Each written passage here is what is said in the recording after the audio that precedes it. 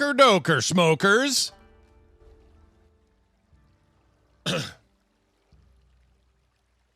Yes, Sir John Card, the YouTube stream is now up. You should see it. All right. What's going on, everybody? We're just getting ready here, getting ready to go. You know how it is. Just realized I don't have something I need. One moment, please.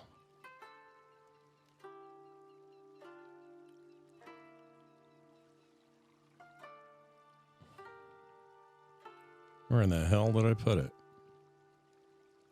Oh, here we go. Steel toe. I guess those three were no match for you. Let me be your opponent now. Yeah, we're doing that for our intro. Okay.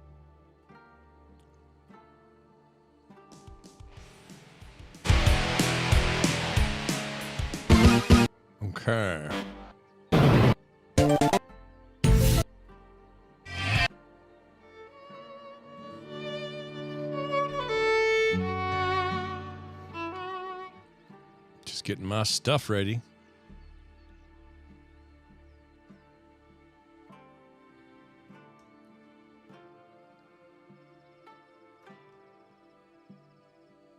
Jill! What? Barry! What?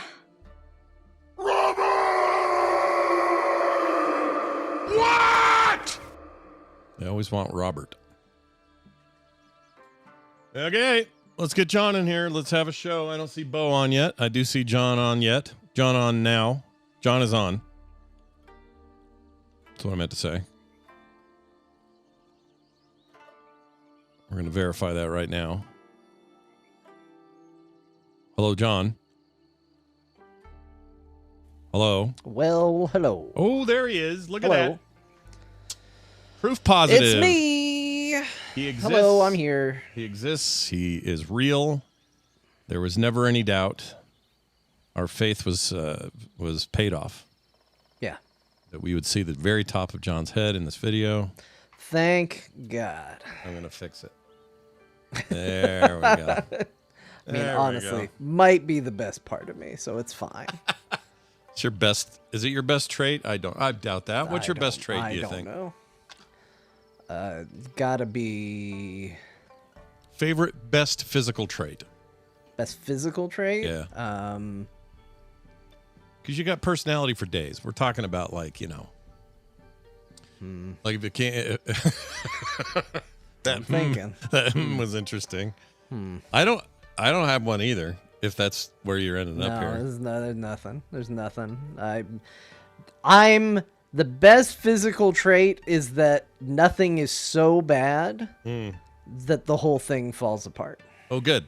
The entire car is fine. The radio's a little off, whatever. Things like that, right? Right. Okay. It's the truck that is on the road that you go like, man, that thing runs and it passes emissions.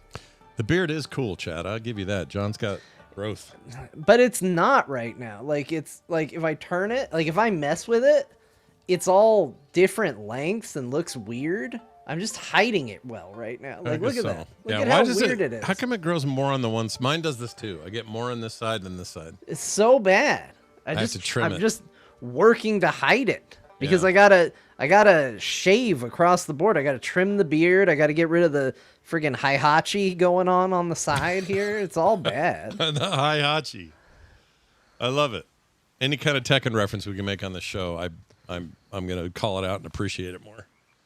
If I had one, it was I used to have really good calves. I don't have those anymore, but I used to have really good, like, I did a lot of leg stuff, so I was like, I always had good muscle down there, and I don't know, if you looked at my calf and didn't know what was attached to it, you go, oh, what's up? What do we got here? And then the rest of me would come into frame and you go, oh, shit. But the calves were good. Chat very nicely says I have pretty eyes. That's true, but I didn't want to say it's my best quality because I also need glasses because my eyes kind of suck too. So they might be okay to look at, but they don't work right.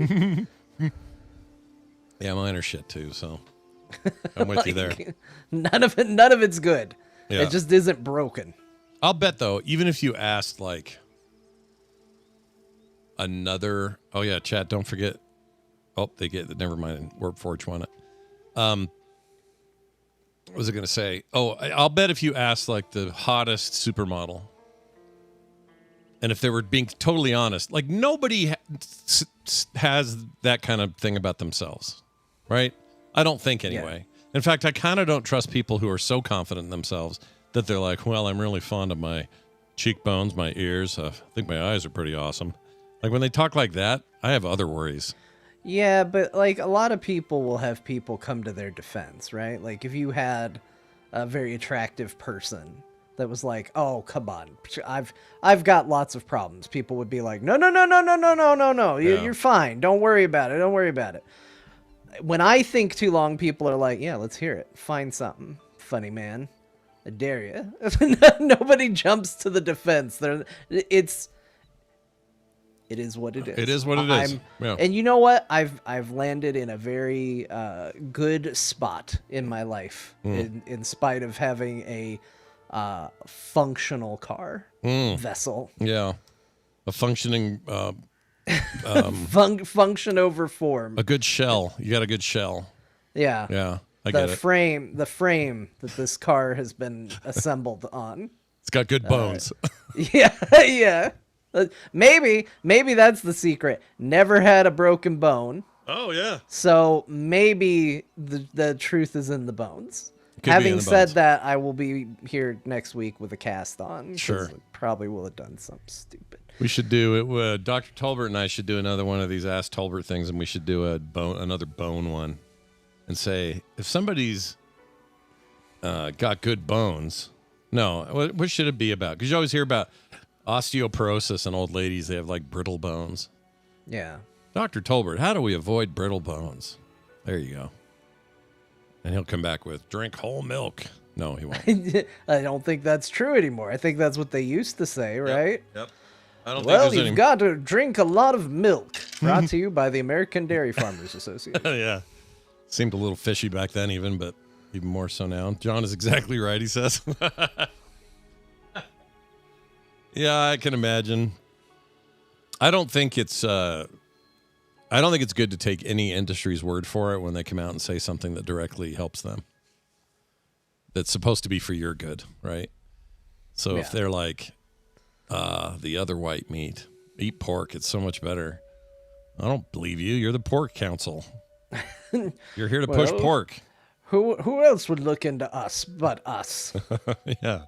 Yeah, who else is going to tell the truth but ourselves? We looked into ourselves and found no evidence of wrongdoing. And milk, when I was Imagine growing up, seems like all the old people were like, "Oh yeah, milk is it's everything. You know, it's nature's perfect liquid." I'm like, I don't know. I think it's just out of a cow's teat, and it's not really human milk.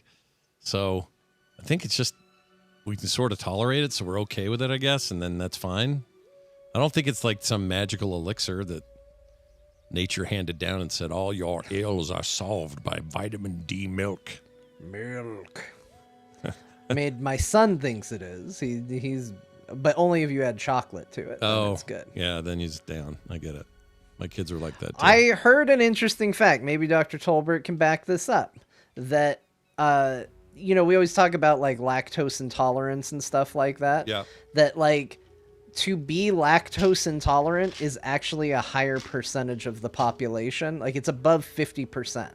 So we tend to look at people who are lactose intolerant as outliers, but they're actually the norm, and it's people who can tolerate dairy that is the outlier. Oh, is that true? I didn't know that. I have heard that like for kids it's fine, but once you reach a certain age, you're not allowed to. You're not able to process it. So the lactose intolerant people that were always like, "Oh, you're a week, go get your Lactaid, pissant." Those people that's the majority. That's most people. Yeah. And if you can eat a lot of dairy without a run to the bathroom, then you're actually an exception. Sure. How dare you guys disparage cow juice? Oh, hi, Bo. Ooh, he's quiet. Let me turn him up. Hello. Hello, how are you? How dare you disparage cow juice? You're not into you're into the cow.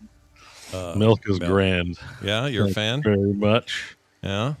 Does it I'm a make- fan. Does it make you fart or do anything untoward? I mean, I mostly just put it in my coffee, but I'll have a glass of milk with a banana and a peanut butter. Yeah. Do you drink it like Homelander? No. I'm just asking. Yeah, I don't Like- know. It's just questions. How he drinks it or why he drinks it is the question. I haven't recorded myself doing it. I don't think I do. Like, Can you imagine if that's how you found out? You're like, hold on, do I? And then you get it, and you're what am I just doing? slurping I mean, it up. And you're like, wait, why do I drink like I that? think I drink it normal, but I think about, am I being truthful? Because I never really thought about it before. Yeah. I might also eat like, a caveman. I don't know.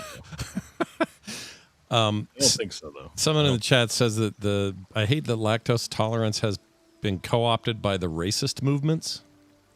What I don't know what that is. I probably don't want to know what that Yeah, is. it's just better to not know. What? Okay. That's just one more thing. Some bullshit society thing I don't need to know. Yeah. Lactose tolerance has been co-opted The by less I know about the world, the better. Lately, it seems. feels like it. Yeah, Oh, Jerry everyone- says higher rates in Asians and black people. It's genetic. Oh, is that true? Well, why? That's not racist though. That's like I'm more susceptible to skin cancer because I'm a white. Right, I'm a the- big time whitey. Son hates me. Yeah. Trying to fix my beard after I showed the problems with the beard. Now it's not going away.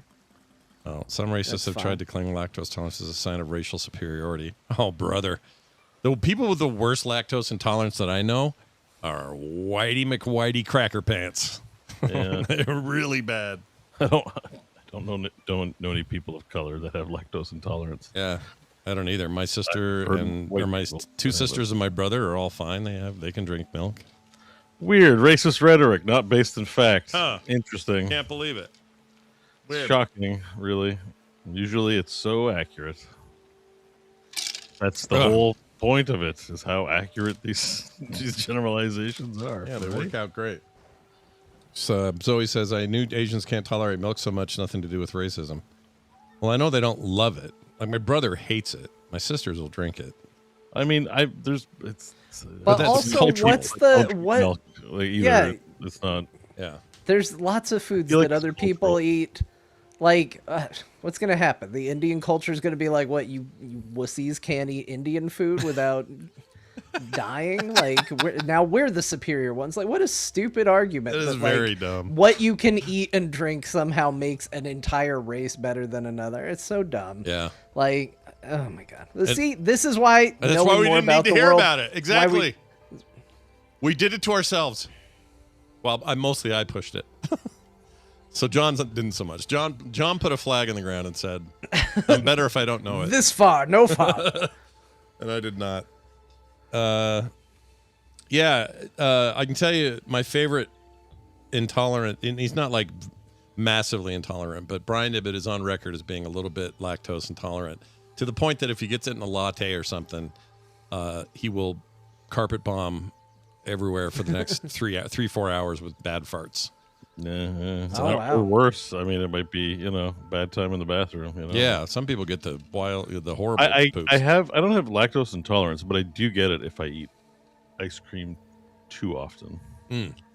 I don't think, because I've been like really off the ice cream. Like I have it very seldomly now, and then when I have some, that doesn't seem to bother me. Yeah. But I stopped because I like directly. It was like elimination diet, where you're like, "Why do I feel bad?" You just Whoa. not eat- Whoa! What the heck was that sound? I feel like I just heard Bo get pulled into the Bo zone. That was What weird. sound was It that? was like this Wow. weird wind tunnel noise while You were were talking and all, you were just like, and that's a. Am I here now? What Yeah, happened? you're here now. Yeah, I don't know I what that feel like was. that's the sound of somebody getting evaporated. That was crazy. really Was weird. was that our service? Or I don't my think so. PC? Because John didn't go out. It's just I don't you. have like a loop bat mix on, so it's not. There's no sound on my PC, anyways. It That might was have been a great. pure one-off. It may never happen again. I don't know. I look man. forward to it happening again. Yeah, today. let's see how it goes. It was just like Close that. them. It was wild. There was perfect audio and then just a little pop and then like its Flip own it so I little can hear wind 'em. You effect. got me so curious now. Yeah, I wish there was a way to Are hear you it. are you able to capture it? Somebody Well, clip it. I Somebody captured- clip what just happened. Yeah, somebody go clip it. That's the fastest way. I didn't think to do that, or I don't have the clip thing running for me right now, so I'd have to go search manually.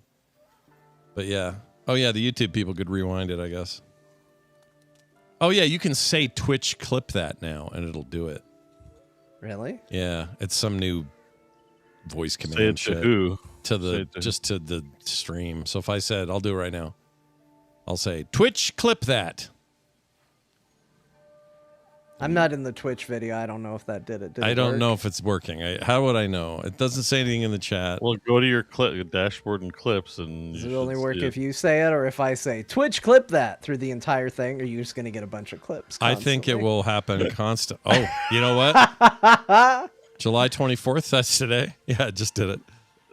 That's dangerous. But Man, it is works. cool. Twitch clip that. Yeah, it totally works. That is cool because I have like lower, my viewership's like in the 10s and 20s, right? It's not like it's a mass of people where if I ask something, I can kind of reasonably have odds get it done. Most people are like watching on their phones or have it on their TV, and I'm like, somebody clip that thing I just did, and then nobody does it. Like, there's maybe a 5% chance someone does if it's like something really interesting, but Sure. like mostly nobody's available, and I'm like, gosh dang it.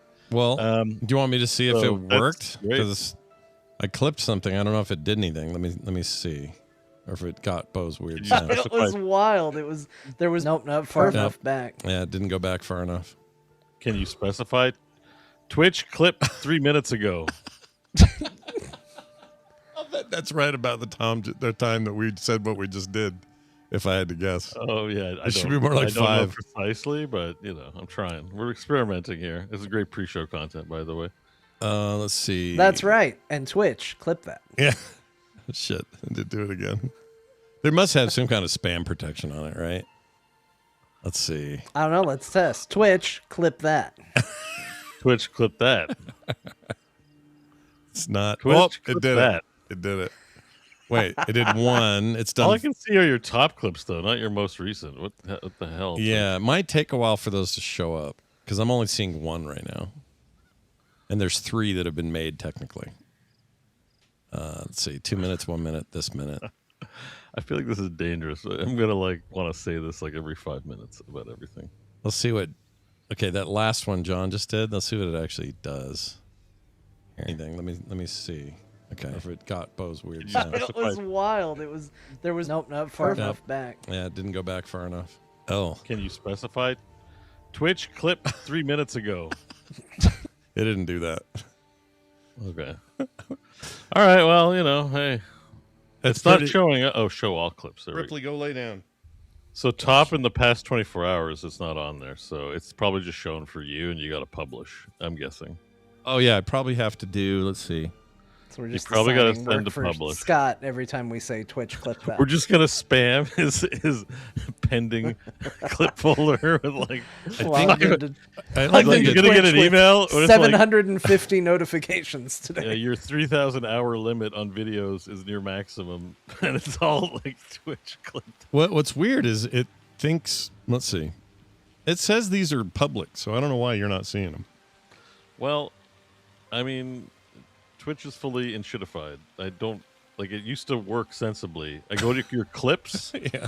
and it says filter by top in the past 24 hours, top in the past 7 days, top 30 days, top all time, which has some bangers in it. Yeah. that I'm reminded of. Yeah. But Remember I when don't have I a killed filter you? by most recent. Like, oh, thanks. That's super useful website, guys. Really awesome. Like, That time I shot the hell out of Bo while we were playing. Yeah. What is it? What was that game called?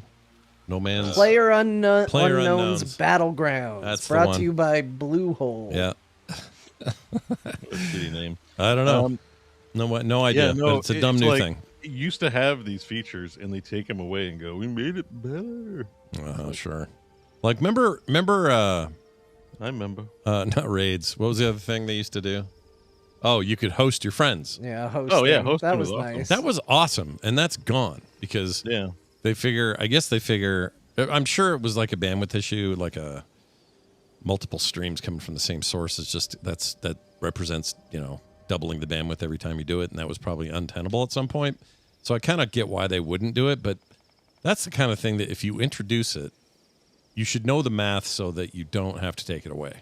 No, hosting felt good, and it was legitimately people were discovering my stream because of your stream, and then they discover Core. Like, as a discovery tool, Yeah. it actually yielded some results for me personally, for the show, blah blah blah. It's like, oh, let's take these tools away from people. Yeah. You know? It was a very community-driven Cool. feature, and they got rid of it.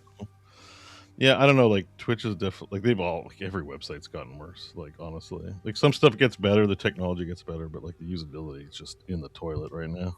Well, I think there's it's not shocking to hear this, but there's like a shift toward how do we leverage our existing infrastructure to this AI bullshit alignment. And as they do that, a lot of that's in the hopper and not out. And so what ends up happening is the other stuff seems to be lagging behind or has less maintenance. There's just it's that general feeling is what I think that's what that is. Well, you also have like what EA did with Madden and the NFL, where it's just like, you know, a bunch of big companies buy popular thing that is entrenched with its audience, and now that's the only thing. Because like, YouTube and Twitch are technically competitors to some degree, but like not really. Like, like sort of. But they also serve very different masters in two different ways. Yeah. And it's frustrating because I hate Twitch. I don't like anything about it.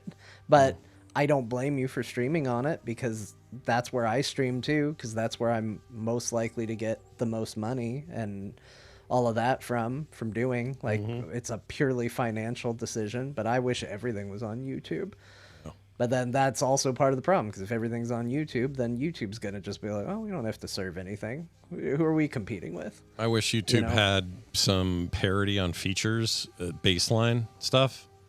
It'd be a lot easier to just go pure YouTube. And that's part of the reason the monetization is better on Twitch for now anyway. This stuff could change in a heartbeat, but Yeah. I think it's better on YouTube or on Twitch right now because there are more features, and also the culture is more tippy and subby and all that, whereas the culture of YouTube's less so. It's like just a different animal. It's not that it can't be done or can't be farmed or harvested or whatever, but it represents a lot more time, and then sometimes You kind Yes. of have to cultivate it. Like, it's weird to me because you can see creators on essentially equal levels in terms of audience, and there'll be some that are like, yeah, we don't do anything on YouTube, there's no audience there, and you'll see other people go, yeah, we don't do really anything on Twitch, there's no audience there. yeah. And it's like, well, you two are basically the same. How did this happen? And it's just, you know, I think to a degree there is lightning striking, and another bit is, well, which plants did you water? You know? Yeah, there you go. I think that's actually dead on. Lightning strikes. I would give Twitch the lightning strike. And at that point, YouTube was the elephant, like the slow moving, like, what? Who? The live stream? What? They were like Johnny come lately to that end of it. Then they kind of half-assed it and went, YouTube gaming. Just kidding. Yoink. And then they quit doing that. And so it was clear that they were like, whatever. Twitch can be Twitch, will be our thing. I don't know what the future of all that looks like. But, the other thing, yeah. Half the reason my mods hate Twitch or hate YouTube is they have no good, like, IRC controls or good chat controls. The chat channel is much better on Twitch for sure. Yeah. Like, that's a big part of the community experience. Yeah, it's messy. It's a little cluttered, but it's at least feature-filled, whereas the YouTube one is really not really even a chat room. It's just kind of a And comment it's space. it's like the incompetence of the company. It's not like they lack the means to make a good chat experience and do all this stuff. They just don't care. Yeah. They just do not care. Yep. And the algorithms are weird. And I have some fun numbers for you. If you get a short on YouTube that hits 1.5 million views, I had one that did that. It will equal $89 in some sense.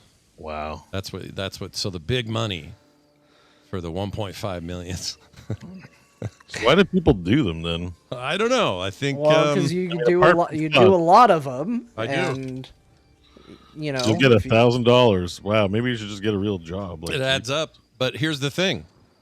In my experience, or the thing they're doing for me, is when I put like clips to this show up, it actually does drive discovery because YouTube's got this cool feature where you assign a short to a video source. So you say, well, these clips from Core came from this episode we just put up on Thursday, and in the mobile app and other things, it's super easy to say, oh, this is tied to a fuller show. Boop, and then we get people that way.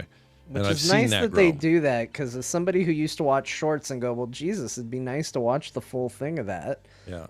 Nobody's linking anything, Mm-hmm. and shorts are so quick to just go, all right, next video. Yeah. That it's hard to find it. But I mean, people are just hedging their bets. It's not that you become, well, I'm gonna make a single fantastic YouTube short and then retire on my $100 that I made. Like, it's not that. It's that, you know, people probably do a longer form bit of content that possibly has its own sponsors, that's going to get its own source of income, and then they cut it up into shorts and they double dip. Right. That's exactly You know, it. So it's actually kind of triple dip, because you got your sponsorships, you've got the monetization for the big video, and then you got several bits of monetization from the shorts. So, you know, it's not about, well, I made, you know, $100, I'm gonna go retire. It's, you know, you're just trying to farm every avenue, which I think more and more people have to do. Yeah, it's kind of a imperative if you want to play in that space. You kind of have to do all of them. And there are people, obviously, who do, like TikTok style, will just take off for whatever reason, go a little viral at first, and then get a big following, and they never really had to do anything outside of just an occasional video. But those are very rare cases. So it's down in the pits where we are that you got to do all this shit. It bums me out because the kind of videos I like are never the kind that are in vogue. Yeah, I kind of feel the same way. There's not. So the algorithm on TikTok's pretty good at feeding me things I like, but YouTube Shorts, so far anyway, maybe I'm not training it enough with use or something. They're kind of terrible at it. It gives me. It's just They like just show you more of the shit. Like they build your taste profile based on what you watch, which sounds like a good idea, but it's not. Like I'm not like Vine used to be a lot of fun because I didn't know what kind of random weird shit I get. And then if you wanted to see more of something, you click on the creator and like watch their stuff, right? And then follow so that you could see their stuff later. But like it wasn't at that era, wasn't really that strong on like, oh, so you watched a video of I don't know, an Odyssey clip. You accidentally clicked a video of like the Odyssey, and some AI is like, the Odyssey is a movie where Matt Damon goes to you're just like, Jesus Christ. And then all of a sudden there's like one in every carousel every time you go to YouTube. And I you're hate like, those so much. like the shorts on YouTube are ass. I mean, I think algorithms are ass. I think it also depends on how you use it. Like my wife does a lot of shorts, but that's like what she cultivates. Again, like Yeah. she doesn't watch a lot of long form content. So when she goes through her shorts, she tends to be a little more happy with what she gets. I don't really care about them, so most of my shorts when I go to that page is just like, here's a clip from a longer video you'll like. Like that's mostly what I get fed, because again, I'm so anti what's in vogue. All my videos that I want to watch are long form stuff. So shorts don't do me much good. I don't usually click them. So they're just like, I don't know, maybe you'll like this clip from a much longer video. You know, like here's somebody answering one interview question because I watched the full interview of that. And that's what I tend to get. So I think, again, it just is, it's trying to figure out your taste profile, and sometimes it goes wildly off the beaten path. That's usually because my son was in the room. There was a period of time where YouTube thought I was really into watching marbles just roll. That was not a choice I made. Wait a minute. Is that a category I was unfamiliar with? Is marbles rolling? Marbles? Yeah. Oh, yes. Uh-huh. Really? Just Google marbles I'm and gonna. look at the bajillion. I'm not Google, YouTube marbles, and just look at the Marbles. Marble racing is a huge thing. That one's too cool. We're not even talking about racing. We're just talking about some damn marbles just going through things and being filmed. Okay, so here we go. I know that's people. I mean, this sounds way better than anything I get offered. Why am I Well, never offered Marble racing is 100% a bigger thing. That's not what he was looking for, though. I gotta. Marble racing. Marble League? Oh my gosh, dude. Oh, there's something live going on here. Let's see. Yeah. Yeah. Okay, let me show you what we got. Whoops. This is some kind of Oh, that's a streamer video game. I think it's been around for. Oh, that's not. yeah, I think this is an actual Oh, Yep, so there yeah, we this go. is that thing where all the marbles have an equal chance to get down there, but whoever beats it. See, it's kind of a betting thing too. Like I've heard of this with something else too. They're like fairground games or like theme park games, kind of, Yeah. where you go try to But- get a step right up and win a stuffed animal for your girl, kind of thing. But somehow we've monetized it. But even this, like, this is the racing aspect. So yeah, you're right. But I'm talking about stuff where it's just like, I took some wood and some cardboard and I made a cool track. Now I'm gonna film it, and like that's Yeah, what I it know is. I know what you're talking about. Where they make it's like the Rube Goldberg. machine. Actually, I will give you this. My son used to watch this excessively. I'm gonna just link it in our Discord, and you can watch it. My son would watch these videos for a shocking amount of time. I put it in our Discord. In the Discord, okay. Yeah. This, by the way, this video we're looking at now has 4.7 million views. Yeah. Jeez, Yeah. Louise. Holy the shit. So they made $500. It seems like a way more effort for what is like a. well, that's a full video, not a, because they're priced different. Shorts, you get less for shorts than you do for long form. But you also get less. Oh, that was a views. full video. Yeah, that last one $90? was. Yeah. No. The one I was talking about Oh, I was a short. The one that we were just looking at was 4.7 million, All right, and it show was the long one form. that I had on the link. That's this that I one. sent you. No, it isn't. What? That's the link you gave me. Oh, that's the link I Well, sent. Oh, no, that- that's Bo the put that link in, Bo sorry. put in. He friggin' jumped in. There you God go. damn it. Look at this ghetto ass thing. It's way better than. All right, here's the one you sent. Is this live right now? I think it is. Yeah, yeah, it just plays all freaking day. And it's just this. I think there's a weird ASMR thing to it too, probably. But it's like someone drives in a stupid vehicle, and then here comes a ramp, and then we're gonna let all the marbles go, and then down they go. And when my That's the son was ASMR. He's was picking really up young, he Yeah. would just watch this nonstop. This That's all we channel is wanted. called Just Marbles. I mean, this Yeah. is a fun filmmaking project if you like filmmaking but don't want to deal with actors and scripts. Like it's like from a project. If this is a single person doing it, I mean, I can see this being a lot of fun. You know? Oh yeah, sure. No, I have no problem with this. I guess I don't understand the appeal. Maybe if I was a little kid, I would. I thought marbles were pretty cool when I was young. Things could be more mesmerizing if you're younger. You know, just Yeah. I distinctly remember just watching weird stuff because it was neat. You know, like. So I think it's understandable, especially it's toy trucks and marbles. Like that stuff's cool when you're a kid. I wish I could still feel the magic of being like, holy shit, marbles. And this That's whole insane. this channel is called Just Marbles. It's all marbles, and they don't mean just marbles like these are marbles with a strong They ethic toward misspelled justice. marbles. It's just marbles. Oh, just marbles. Just Mabbles. Just marbles, not even a Just T on marbles. just. It's just marbles. Just Mabbles, everybody. You think that's an excellent spelling? It's phonetic. Just marbles. I don't Just know. Mabbles. Marbles, guy. Got some great views in here though. Look at What this. are you filming over there? Just marbles. The one Don't we're ask. watching- Just filming marbles. The one we were watching just now that they're rerunning live, 16 point something million views, 4.4 for the second one. There's 2, there's 1.5. They kind of go up from there. My gosh, dude. I didn't know this was a thing. Oh, it's just marbles. Just marbles. Just marbles. I guess their highest. I mean, this channel probably makes. What is squeaking now in the video? I'll bet. Oh yeah. What is that? What is that? I hear it It too. sounds so like tell a me. bird dying. Hold on. What is it? Oh, it might be my music. No, I don't hear it anymore. Put music on. Well, I No, had now I hear- music that Is whole it the time. now I hear marbles? it. It's It's the mar- marbles. You have a marble Oh, tab it's open. probably this marble thing. Yeah. Oh, it's a conveyor belt. So I like stuff like this. Like, what do you call it? Rube Goldberg stuff. Yeah, Rube Goldberg machines. When I was a kid, there was nothing cooler than that. Yeah.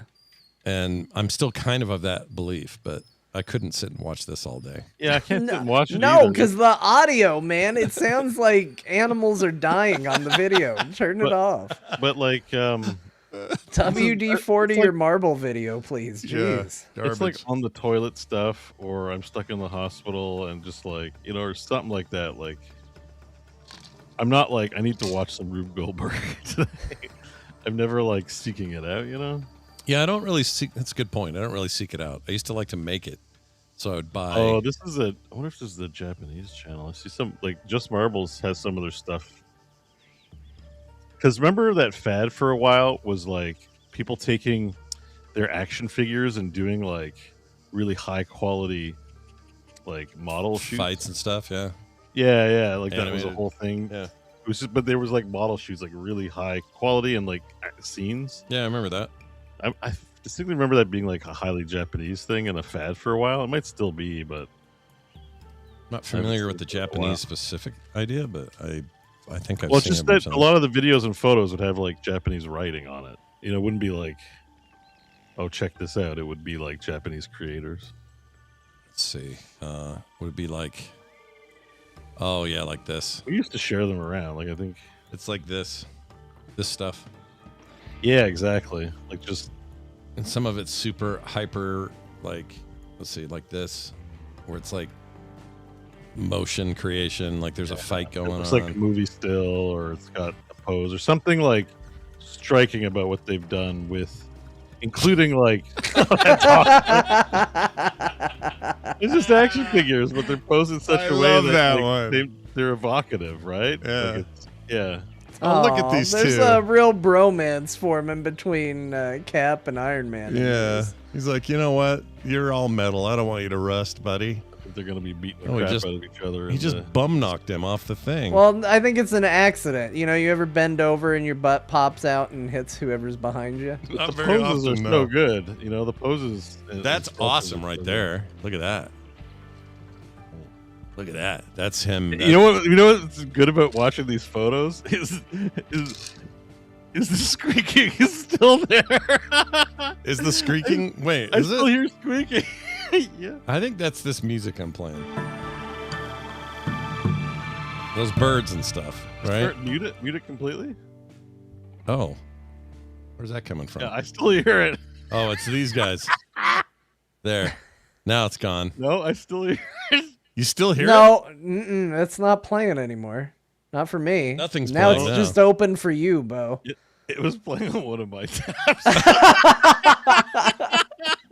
So it was I open was in your like, tab. I'm losing my mind. I can still hear the squeaking. That Ghetto ass Rube Goldberg machine was still short, going over and over and over That's again. funny, dude. All right. All I'll right. be right back. Okay. That's our sign that, As Scott goes to begin the show, yeah, perfect Bo timing. will be right back. That's we right. didn't want to miss the marble discussion. After you know. these messages. Yeah, Bo will be back, and then we will get In a started. minute, in a minute, in a minute. Blah, blah, blah. Do you remember the one where after the mission? What was it? We'll be right back. But there was another one around that era, and I loved it. And every time I came on, I would sing it, and I can't think of it. Maybe it was that one. After these messages, I'd get all like loud about it. We'll be right back. Is Alexander into the show Dougie at all? Has he seen I don't know Dougie? what that is. No, I'm. he doesn't like shows that much. It's not his thing, Like, is it? he goes on little stints. Like he watched all of Teen Titans Go. Yeah. He was really into Teen Titan Go for a while. Now he's not so into it. He watched a lot of the Clone Wars for a while. Now he doesn't really want to watch it. Now the thing he likes is, I don't know what it's called. It pops up on YouTube Kids, but it's the Fixies. Have you ever heard of the Fixies? No. What's So that? there's these little like the Fixies. pixie looking dudes Okay. who fix stuff that breaks. And I think the thing that I like about it is like it does try to be like educational and like passively good content for kids. Oh, it's a YouTube series. It's a YouTube original, or it's somebody makes this for YouTube. It's not a. Yeah, it's There it pretty is. good. And I think the thing that I like about it is it's one of the first things he has started watching that has like captured his imagination in a way where he's like explaining it to people like it's important. Because he'll come into a room and he'll go, "Dad, the thing about the fixies is," I'm like, "I didn't ask," but he's gonna tell me. tell And he's you like, anyway. "The Yep. thing about fixies is adults can't see them, only kids. And if you look at them, they look like screws, but they're fixies." And like he'll just explain the whole plot. Like it's very important you understand this, Dad. Yeah. And it's very cool to see him geeking out about something in that way. Because usually it's just like, it's fine. He might ask questions about something, like curiosity about something, but it's very rarely is it like he gets invested in the lore of it. Yeah.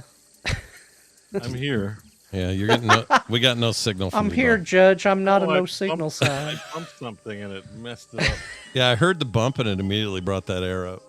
I don't know what's going on, but John, I think that's Not a a sign. cat. That's a sign of like that kind of nerd, that smart nerd thing where we love little fidgety lore things. Like Yeah. they look like screws to adults, but unbeknownst to the adults, those screws are actually these like there's something there that's like, I don't know. There's something that plays with that part of our imagination. I think that's good. Which is nice, because it's like, it's not some of the stuff he watches on YouTube. I'm just like, why are we doing this? What are we doing? A lot of brain rot, sloppy, loud kid crap. It's like, put on Car Crashes. He just wants to watch someone play like a farm simulator game and crash into each other. It's like, come on, man. Something a little better than this. He'll probably. I mean, I still like fail videos. That's probably a form of that, right? Yeah. Right? I like watching. Yeah, I get it. I just don't want it to evolve into, and now I want to watch real car crashes. Yeah. Fake car crashes just don't do it for me anymore. I need the real thing. I need something. Something stronger. He's getting so good at Astrobot, though. That's the crazy thing. I just reset one of our saves because we've now beaten the game 3 times. And Damn. I was like, I'm not going to help him on this one.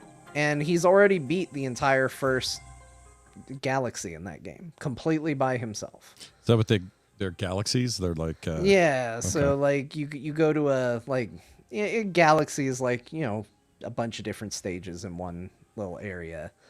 So there's like the snake galaxy or the gorilla galaxy and all that. So Nice. he goes and he's doing it all himself, and he's so proud of himself today because he's like, "Dad, I'm not afraid of the gorilla anymore," because the gorilla boss kind of scared him. Yeah. And Rightly so. Gorilla bosses are freaky. yeah. I get it. I'm with you, kid. This, by the way, while we wait for Bo to fix his camera, is this is Dougie. He's a big giant dog, Okay. and he's got this little troop of. They're kind of like scouts, except it's more like a clubhouse, and these kids learn merit badges, but they're things like the being nice merit badge and this sort of thing. And I do that voice because the narrator, it's all very British. The whole thing's British. But Yeah. the narrator's British as hell. He's like, time to go see Dougie. And he's just constantly talking like this.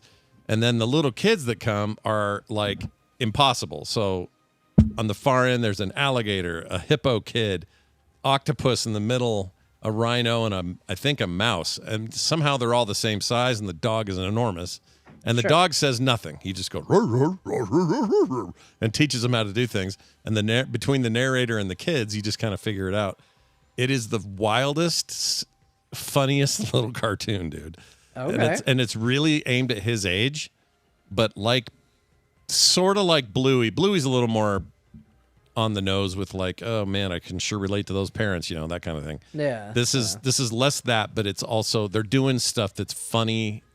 I don't care who you are. Like you'll laugh at it. So I would All recommend right. that. Oh, Bo's back.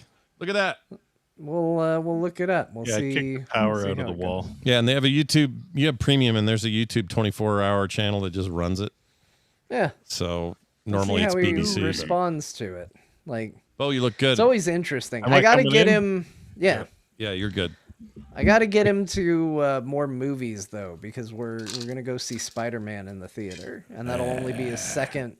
If we don't go sometime soon, that'll be only his second movie in the theaters, and I really don't want to get taken out of the movie, like in the middle or anything. Next So, week, right? Yeah. Yeah, I'm like, we got to figure this out, man. Maybe we'll go see Toy Story or something. Good time to remind any SLC locals we're going to do not like a formal meetup, but a bunch of locals are going to all go to the same theater and watch Spider-Man on the 31st. So if you're Oh, I wish I was going. if you're in the valley, Ooh.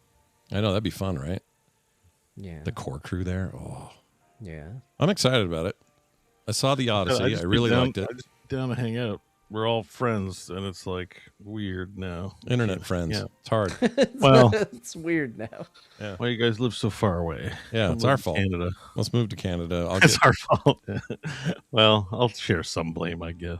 I had a friend of mine, I won't say who because some people might know and they don't really want me to talk about it on the air, but I have a friend who moved to Canada just in time because as soon as that all worked out and they basically got Canadian citizenship, however you do it.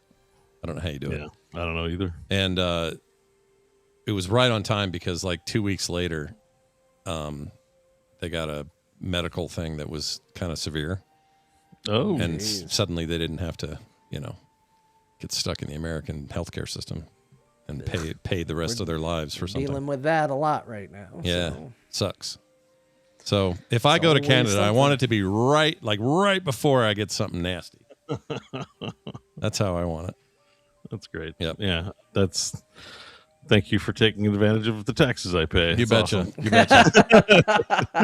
Take advantage of. Well, they got citizenship. They pay it now. Yeah, they too. That's true. Sure. Yeah. It's not like they guess were visiting. They stayed. Yeah. I mean, it was probably more. It probably goes back in time a little bit before because of how much this would have cost. Like I think, and I don't want to get into specifics. I don't want to reveal who it is, but it could be like here in the States, it could have, $5-6 million in treatment or something Believe like it. that. I mean, you guys are. Yeah, it's jacked there. It's super jacked. I know it's super jacked. Lame. But well, I'm happy that they got to take advantage. I'm just making jokes because I did pay for it. Yeah, you did. You paid for it. A little bit of that's I Bo money. contributed. Yeah, a Yeah. little bit of that. Yeah, and you were happy to do it because you want people to have good yeah, I don't lives. care. I never think about it that way. I'm never like, gosh dang it, other people are using my taxes for things. It's like that's pretty much the story of taxes. The That's point the of taxes. point of it, yeah. It's the whole idea. Despite the fact that a lot of people are like, not my money. I Not don't want mine." to share. I Yeah. Why just do we wanna have benefit." roads? Why doesn't everyone have a steam machine instead? Yeah, give us all steam machine, Valve. Give us Steam Machine. Yeah, why not? Well, we'll make our own version called Maple Machine. Yeah, there you go. Like Maple Story. Scott, I don't want you to change it because it's probably just a me thing. But I got to tell you, there have been 3 times that I have looked at the show notes and seen the graphic for what the show is going to be called and put on YouTube. Yeah. And 3 out of 3 times I have read "Wash the Wanker." Let's take a look here. all 3 times. I just, as a glance, I just sounds- glance at it. It's probably me. It's probably a me Wash thing. the wanker. I like it sounds, that. It sounds good to me. I think that like nothing you I said don't- makes me think we got to change this. No, I'm not saying change. I'm saying this is what I He's just saying want, he sees wanker, not Walker. I just want to share. That's Yeah. it. This is a place of sharing, and I just want you all to know what I'm yeah, saying. it's a safe place to do it. You're good. I wonder if there's an adult version of that game. Of Power Wash Simulator. I mean the DLC for the Star Wars stuff John and I played. I've heard many people suggest that Jabba the Hutt's butthole should be on the menu, but Yeah. Well, instead Inside of orc massage, Jabba. Ooh. yeah. Oh, instead of orc massage, it'll be orc washer. yeah, Orc Washer. That's a sequel. Let's get it. Let's go. Orc bath. I'm into it. Well, let's do the show. Thank Guys you should all make for it. being here. Weird time of the week. Apologies for the late notice. I had a thing yesterday that might be a good thing. We'll see how it all turns out. But because of that, we had to push. And here we are now pulling. Pushing. Instead of pushing. Good pulling. thing. You got to pull and push in equal measure. I'm going to record it so that the world knows that we did it. and it looks like everything's ready to go in 3, 2, 1. I guess those 3 were no match for you. Let me be your opponent now.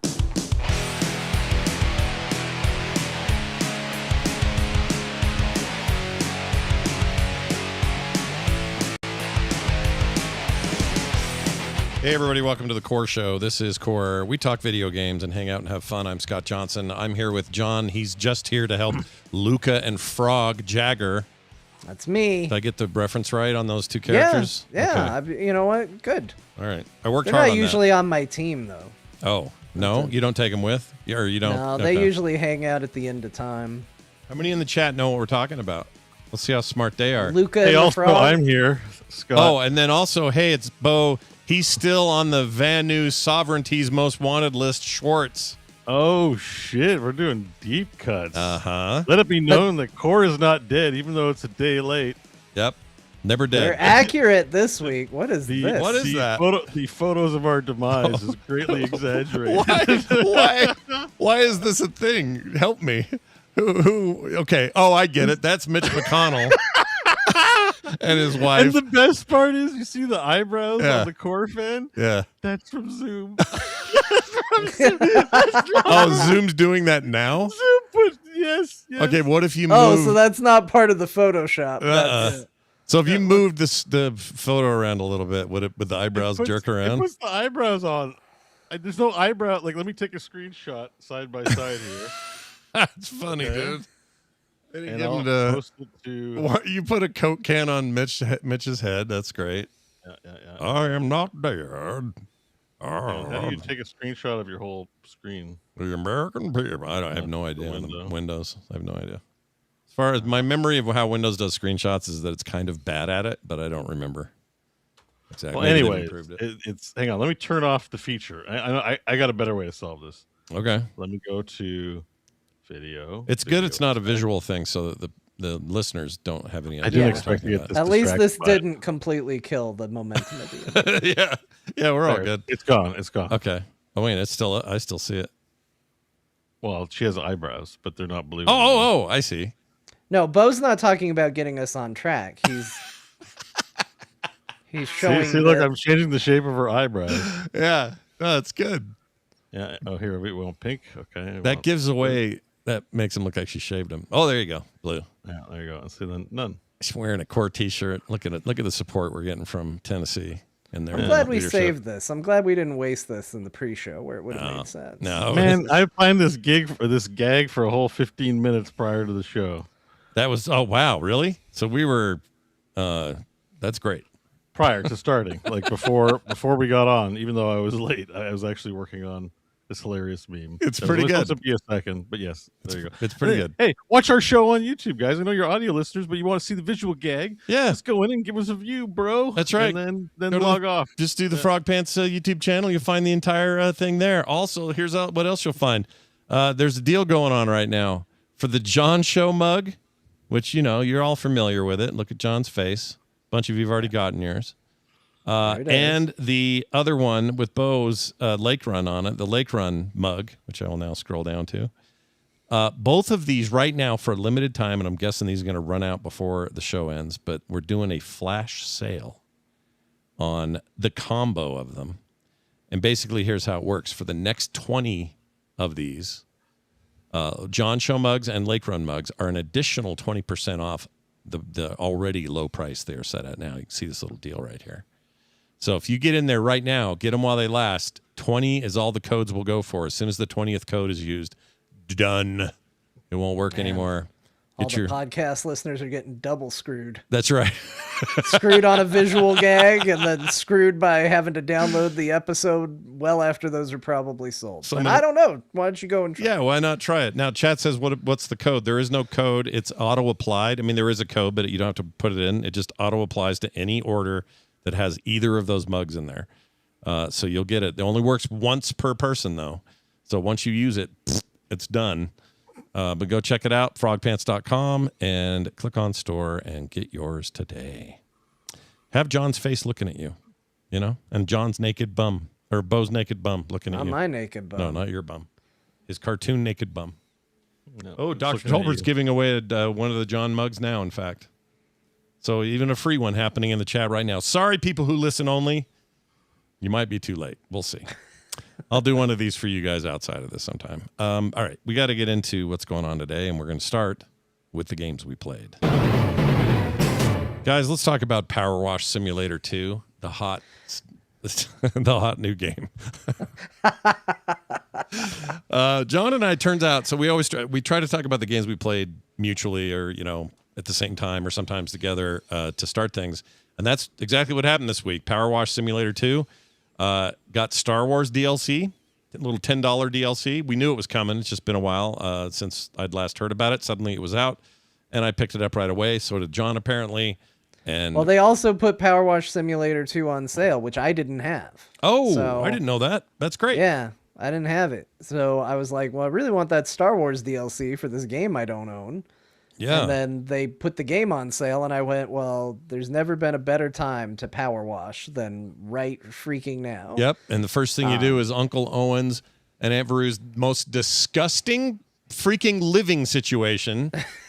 These people need to get, I don't know, call social services or something, because my gosh, dude, the homestead is a wreck. I don't think Obi-Wan knew what was going on there. No. I assumed canonically within the world at first. I went in and I was like, well, this is rough. The Empire really let this place go to shit. They burned up all old Owen and Beru, and this was the result. Yeah. But nope, you have a text conversation with Uncle Owen and Luke. No, this is before, because Luke's talking to you about how he wants to hang out with his friends and stuff. Yeah. He wants you to be a driver. Yep. And you're just I think a droid. you need to mute the audio, though, Scott. Oh, I'm sorry. I'm getting distracted by the constant hum of power washing. You have good ears. I had that on the lowest Yeah, I possible didn't hear that setting. either. That's impressive. Oh, really? Yeah, you have good ears. Well, You know what? We there's talk my about best physical qualities. There you go. Ears. Yeah, you could hear that, and none of the rest of us could. Some in the chat Years probably like could. that one day you will. I have that app that plays the pitch that you start to lose. You're supposed to lose the ability to hear it in your 30s. Yeah. But I'll bet you still hear it. My wife still hears it too. I don't have it here. I don't know where it is, but Maybe when I got a ear. This is pre-show content again. But when I got an ear infection, Fine, it's fine. I had to get a test to see how much. Well, they were trying to figure out what was wrong, and I got a hearing test because I was like, I'm having a really hard time hearing, and they're like, well, let's find out. So they gave me a hearing test, and they were like, your hearing's great. yeah. And I was like, well, that's funny because I can't hear out of one of my ears right now. So Was it an infection or something? They had to. Yeah, just, it was a bad infection. That's not fun. Oh, I'm sorry, man. Well, now, okay, so But power wash. power wash, yeah. You know what would have gotten rid of that infection real quick? A good old power washing of the ear. Yeah. Keep They it would clean have. in there. And speaking of power washing, let's talk about the Skywalker farm. Yeah, the Skywalker farm's a dump. It is really gross. I'll tell you what, though, it is also very gross in the cantina, which is Mos Eisley Cantina is the next one you do. Also very gross, but I kind of expected that. Disgusting people working there. There's blue milk everywhere. It's just foul. There's blue milk. Yeah, the stuff Yeah. they drink in Star Wars. Aunt Beru prepares for Luke, gives him a nice cup of. Oh, I didn't realize blue milk had a history. She doesn't want him to have brittle bones. No, she wants him to grow up to be a big boy, big strong boy. Didn't work. But anyway, you do a very, very accurate rendition of that location. There are jizz instruments I around. was gonna say you get to power wash some jizz instruments. Yep, you got to so. clean up the jizz instruments, which dirty sounds jizz instruments all over the place. yeah. And the whole place is modeled. There's like you can tell the place where Greedo and Han Solo had their little argument. Their disagreement. Their disagreement that ended one of their lives. Yeah. There's other stuff like at the farm or at the homestead. There was one of the droids you got to clean. Once you've cleaned him, he starts walking around and making cool Star Wars droid noises. So it's like the little touches like that. And they use the sound effects and stuff from Lucasfilm and all that. And even when you're power washing, let's see if I can get it to do it here. I like how this guy's like parkouring around the room, like he's crouching in the corner to get that spot. and He's stuff. hauling ass, this guy. Let's see. All right, listen to this.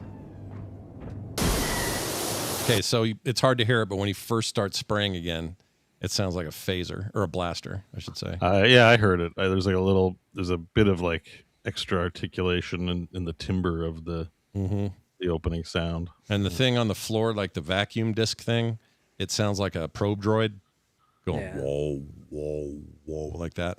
So there's a lot of little vibey, fan servicey things going on in this thing. But it wasn't until I got to the one after this, which is the AT-AT walker on Hoth. And that's really cool. Like just the idea that, hey, you're going to get to clean an entire AT-AT. Have fun. Life ambition fulfilled. Yeah, and it's funny because it's post War on Hoth. The texts that you're getting in real time are from Lord Vader says we've wiped out the rebel cause. Everything's cool, and out in the snow you can see snow speeders are like crash landed and smoking in different places. So this is like post War on Hoth, and your job as this cleaner droid is to go out there and like get on scaffolding and scale up the side of this giant AT-AT walker. I'll skip to that here so you can see it. And you got to clean this dude up. You got to get up there and make him clean. And I think the thing that was neat is it gave me a big appreciation for the scale. yeah, of it. same. You know what Yeah. I mean? Like it's one thing when you're playing like a video game, because I know they've put these things in video games before too, but like first person, like getting to really stare at the thing and like get around it, you're like, oh, I feel like I have gained an appreciation for this thing. Although eventually they ask you to clean the underbelly, and what a royal pain in the butt cleaning the underbelly of the AT-AT. Huge pain in the ass. I would argue that it's of all of the work I've done, all of the good hard work I've done in Power Wash Simulator up to this point, which is I've beat that game. I played every piece of content they had. There've been a release since that I didn't play, but I'll probably get around to it. Easily the biggest pain in the butt was getting onto that the riser step thing, whatever it is, and trying to get that underbelly and get all the nooks and crannies up there and kind of craning your view up. Big pain in the ass. Agree with you there. But I don't know. It's part of the deal. The Empire's a harsh mistress. You got to do what they need. Well, yeah, they captured you. They captured you after the cantina. Mm-hmm. And they arrested you because you're a droid. Yep. This guy's kind of... I see what he's doing. Never mind. I thought he was... You can't build scaffolding under the belly. You can. It's No, that little... It actually won't let you put it there. Yeah. The permanent ones, but there's a little raised lower platform that can go under the belly. Yeah. I don't know where this guy's put it. Usually it's under it because it kind of wants you to use it. And you can also... It's weird that he's choosing not to do this, but you can... There's scaffolding like painters, like a painter's chair that you can like ride up and down and get to higher heights. And that's how I did the legs here. So I'm not sure why he's doing this distance thing, but whatever. To each their own. I'm not really a scaffolding the guy. only thing I didn't like how about we're the critiquing this guy. He's like, this guy's terrible at power what washing. kind Look of at the- power washer this guy is. Look at the lack of technique. So Yeah. amateurish. Yeah. Mary McChee says the last thing you clean is much worse. Isn't that the Millennium Falcon? In the DLC, I'm not sure about that, but anyway, sorry, John. I don't know. I'm up to a Star Destroyer bridge, and then I went back to the base game for a little bit because I haven't played it at all. So that's right. Yeah. So I went and got into the base game itself, and I've kind of been jumping back and forth between them. And I mean, there is something just very zen about this game. It led to both my wife and my stepdaughter immediately getting this for their phones again. Oh, right. I forgot I was on there. Yeah. I think it's on Apple Arcade. Yeah. I think maybe. Yeah. And How's that play? I'm asking the wrong person, I guess, because Yeah, you would hate that. they seem to be doing fine at it. Okay. I don't know. I would not play that way if you paid me, but they seem very happy. I'm sure you're poking or you're fingering the aiming, and, Yeah. right? Like that's how that Some- works. All right. Something, but I haven't gone to either of them and said, "Hey, how's the poking and the fingering going?" I'm going to recommend not asking him that. Yeah, I'm pretty sure that would not be the question that should be asked. No. So, yeah, I think this game's really good. It visually is a massive improvement over the first one. And this is all stuff you've said about it before, but it's been a while. So worth repeating, I would say. I think probably the coolest thing they did with this is what they did with soap, which in the first game was a thing I never did. I hated it. You just had to buy soap and then attach it, and then it would run out, and then you'd have to go buy more soap and then attach it. In this game, it's just a thing that you have, and you can only use so much, but then once you wash it away, you can use it again. Yeah. And it's always available to you, and it makes cleaning so much. Newsflash, everybody. Soap makes things get cleaner faster. Yep. It's crazy how this works. Wild how it works. Amazing, revolutionary new product, soap. Yeah. It's really good, and I think the game is more fun with it. I agree. Because there's something about getting something clean, but like it kind of fulfills this thing of like, well, I'm gonna paint this, so it's dirty, and I'm gonna paint it with soap, and then I'm gonna get it clean, and it's like getting a double hit of whatever it is about this game. That makes me feel happy. Yeah, there's a little double dopamine for that, and I couldn't agree more. Like they made it more gamified. Obviously, it's not super realistic to think that you have unlimited soap, but in a kind of a cool down way. It's not really a cooldown, but the way you described it is right. Because you can always refresh it, but Yeah. it just removes whatever you've put down. Right. So you're only allowed to have so much soap, but if you decide like, I shouldn't have soaped that thing over there, I want to soap this thing over here, you can hit a button and it will give you all your soap back. It just takes it off of where it was. wherever it was. So if you've got a lot of excess that just landed in places you can no longer see on some of these larger jobs, the reset is a godsend because it's like, oh, sweet, I got all my soap back. So there's gamification stuff happening there with a game that, in theory, power washing's fun, regardless, realistic or not. Like power washing in real life is a great time. I've only been able to do it a couple of times. Super fun. Wasn't mine. Somebody else brought one. Used it on cement. It's very satisfying, but it's messy and wet and shit everywhere all the time. And swapping out heads is not easy. So what you have is a game here that says, well, what if we made all the parts that suck really fast and simple?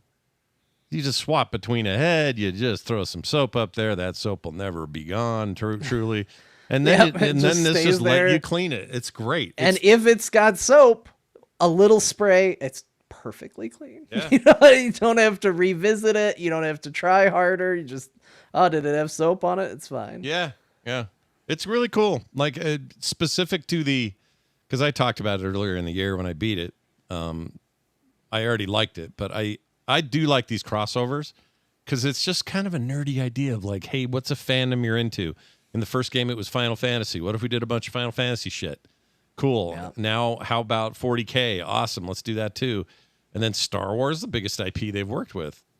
And as far as I know, well, who knows? I don't know. I don't know what Disney's like to work with on stuff like this, but they did all the things you want. I want to clean the Millennium Falcon. Good news, it's there. I want to clean a Snow Walker. Good news, they have one of those too. And Yeah. There's It's something just about it. fun. It's like it is for an audience. Like you don't sit down to be like, I'm fully engaging in this. Like it is something you do to either have something on a second screen, to be listening to something, or just to find serenity in an unserene place. Like Yep. that's what it's for.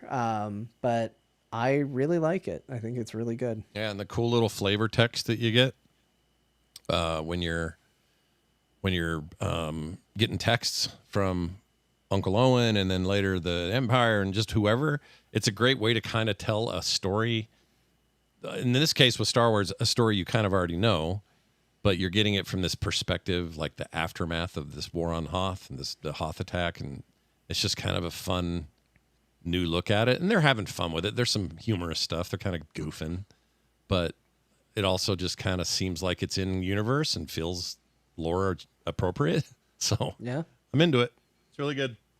Well done. Power Wash Simulator 2. I don't know what your next DLC is, but there is a very good chance I will get that too, because Yeah, We like what you're doing. Probably me too. I like it. I like that game. I was shocked that you played it, and then I remembered, oh yeah, that DLC just came out, so it makes sense. But It was so shocking to me that like, wait, this is our mutual played this week. I know. Power Watch Simulator. How is that even possible? It's like It finding doesn't out. happen that often that we even play the same games anyway. This just seemed like a really weird one. Yeah, but we did it, and now you guys at home have to groove on it. I also played a crap ton of Black Flag Resynced. It turns out I think that's a very good video game. And I already did, but now I really do. And I think this is the definitive way to play it. Your mileage may vary. That's how opinions work. Not everybody's going to agree with that, but I think the changes they made to it, generally speaking, are all in the positive, and certainly visually is a treat to look at. Yeah, I'm just doing what you expect people do when they play Black Flag. I'm pirating. Pillaging. Yeah. I'm doing a lot Plundering. of jumping ship to ship. Oh, I learned a trick. I should share this trick. This is something I'm pretty proud of. Not proud of, but I figured it out. So, because I'm sure everybody knows this, and I just am slow. In fact, this was probably easy to do back in the day when this game was originally a game, and I didn't need to be resynced 13 years later. But I was out in the water, and there was one of these big Spanish man-of-war monster ships, and I'm like, you can take out your spyglass and zoom in and see the ship, and it will tell you how much crap they have on board that you want. So like how much wood and gold and tea and all these goods that you want to have. And the bigger the ship, the more gnarly the ship, the more crew it has. Obviously, the more stuff they're going to have on there. And what you would normally do is build your ship up over time so that you can take on a ship like that and actually defeat it in a back and forth, an actual fight in the ocean. And then you board it. You wipe out a bunch of dudes, lower their morale, kill their captain, and then you get all their stuff. That's usually the process. Right. I did this thing on a whim where I was like, I want what's on that boat so bad, but I knew I was underpowered for the fight. And so I was just like dead set on it, though. So I said, I wonder if this will work. So I storm ahead of it. It's not currently aggroing me because I've turned my wanted level all the way down. It doesn't know I'm a problem. You'd think they would know because I have a giant skull and bones flag, but Yeah. whatever. It's fine. Out of sight, out of mind kind of thing. Your GTA star rating wasn't high enough. Even with the flag, they were like, "No, he seems all right." Yeah, he should be okay. So this is what I do, and I get up close to it, kind of parallel to it, and it's got the big thing plus 2 frigates and then 2 smaller schooner ships. It's a big Spanish galleon thing. I don't know whole what fleet. It's a whole fleet. There you go. Yeah. They got some mission, something important's going on. So it's daytime, which is always the best time to fight because you don't have a lot of fog or night to deal with or, other issues. So I get up there and I figure, well, what if I just like ram it? Will that give me an advantage, or I don't know how this is going to work. Can I swing right over? And what I did instead was overshot, cut in front of it, let go of the wheel, because if you get aggro, you can't let go of the wheel. You have to fight on ocean. But if you let go of your wheel, which is like a long B press hold, holding the B button for a long hold, you'll let go of the wheel, and then you can move about freely, like on an airplane. And Yeah. I cut in front of it, and it stopped, and then tried to back up. So it went, and then and I'm like, oh, can I get on this thing while they're trying to it was like a traffic jam. And I went, I'm going to try. So I got on that rope, swung over there, landed, assassined a guy on the landing, sword fought everybody on the boat, wiped out the entire crew, scuttled the ship, meaning when I was done, it says you want to scuttle the ship, which means destroy it and leave it for dead. I did that, jumped back to my ship, and you see it go kaboom, beam, burn. It starts to sink. And then in my little inventory window, or my little achievement window thing, 400 wood, this much beer, all this rum, all of this goods that they had on that ship was mine all of a sudden, and I didn't have to fire a single cannonball to do it. I just had to fight hand to hand, and it was great. So it's a great way to get like a bunch of, extra shit, which will help me build up my ship for these ship battles, because the ship battles are fun. I don't want to avoid them. Sounds like you wanted to avoid I did in that case, and it worked for me. it. It sounds like you cheated. But it also felt like what a pirate would do, Yeah. So I mean that's true. Yeah. You role played. You didn't cheat. You role played. Yeah, I role played this whole thing. So anyway, that was just one fun moment that I had that was kind of revelatory. I also found something I've been doing wrong what was it? I can't even remember what it was. It was something I've just all these years have been doing wrong in Assassin's Creed, and I finally figured it out. I can't remember what it was. Haven't been killing anybody. you let them all go. Trying to have a passive run through Give the entire game. everybody a stern talking to, and then set them loose. Oh, I know what it was.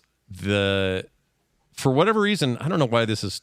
I don't know what happened. I never unlocked the mortar weapon in my first time in that game years ago.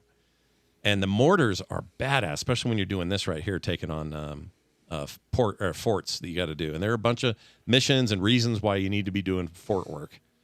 And mortars are awesome. They leave the center of your ship like a giant middle cannon and go thunk, thunk, thunk, thunk, like way high. And then they come down and just crash and just wreck those fools. So now I'm taking over forts like some kind of crazy person. And I still say this story is among, if not the best story that they've ever told in the Assassin's Creed games. I really think it might be. Like, I love Cassandra. I love the setting of Odyssey. I love the setting for Bayek and Origins. Like, there's a lot there for me to love and talk about. But the actual just raw ass, like, how is this story written and portrayed and acted and how it plays out? I think the Black Flag story is the top tier. And it's been a long time since I've played an Ezio game, so maybe one of those would be it, and I just forgot. But it feels underrated as a story. Plus all the shit you just get to do. Like, I'm finding weird treasure stuff, underground passageways that end up having tons of treasure in there. I just got the diving bell not too terribly long ago, and I didn't mess with that much in my first run. This time I'm using it more, and that takes you way down to low depths, and you find all kind of crazy pirate shit. Like, it's just rewarding. The other thing I like about it is while the game has fast travel, because once you liberate a town or get synchronization points or whatever, views. What do they call that up there? Whatever it is. The high towers you go up, and it goes dee dee dee with a camera around it. Yeah. Oh, What's that called? Your perches. The perch, the synchronization, because you synchronize. Save points. Points, whatever those are. They have like a name. I and know. You jump out and you land in some shit. Yeah, and then you land in some. You land in some hay. Everybody knows. Yeah, some water, some hay, some soft thing, whatever. Once in a while, it'll glitch and you land on a horse or something, which is pretty funny. But anyway, whatever those are, you can fast travel with those, like all Assassin's Creed games. That's a fast travel point. But this game is pretty brilliant in one way, and thematically, it's just lucky this is built into it. But getting around in the game, it encourages you to do it on your boat, to take the long way there, because along the way, there are rewarding things for you to get, do, have, including just there's shit floating, and you're like, loot that box. Ooh, sweet. It's got a bunch of goods in it. There's a guy who's on a raft, pull him in and add him to the crew. You're just doing this with a button press, but this is all stuff you would be skipping if you just fast traveled. And there will be reasons for fast traveling, but I do it so much less in this one. And I think because too, it's you know that the real pirates were the pirates we pirated along the way. That's right. Damn it! Who knows when there'll be a Spanish galleon worth cutting off in traffic and then boarding and taking their shit without having to shoot a final shot. Yar! He turned off the seatbelt sign and boarded us. We had no idea. It is kind of that. The other reason I like it is chat just said Animus. There's really no reason to do any Animus stuff in this at all. Like, there's no point in the thing, at least so far, where I get a quest and it says you got to go into the computer or the future and come out of the simulation. Like, this game is happy to say, nope, you're a pirate. You're in Pirate Town. This doesn't do any breaks. None of them. Like in the old one, it starts with one. Remember? It's like you were in the offices or something, or I don't remember it starting with one, but I remember like there were mandatory break periods because I always remember being I might be getting that mixed up with Odyssey too, where it's like, hey, do we want to take a break? And it's like, no, I don't. No, I really don't want to leave this world. I don't care what's going on. I didn't buy your pirate game to not pirate. I feel like it's so funny because I'm kind of split on it. On the one hand, I admire the idea that it's a grand idea to say that in the far-flung future, we're getting so corpo that we're even controlling time. and we're messing with it, and we're messing with it in a way that it fiddles with this thousands and thousands years war between these two factions, the Assassins and the Templars, and it's kind of almost Terminator style. It's like we've gotten to a place where we're gonna have to start sending people back and fixing this stuff. I admire the grandiose idea and that enveloping everything and them trying to pull that off. I just think in the end you don't need to. It can be implied. They just never did anything interesting with it. Like, Yeah. that's the problem. Yeah.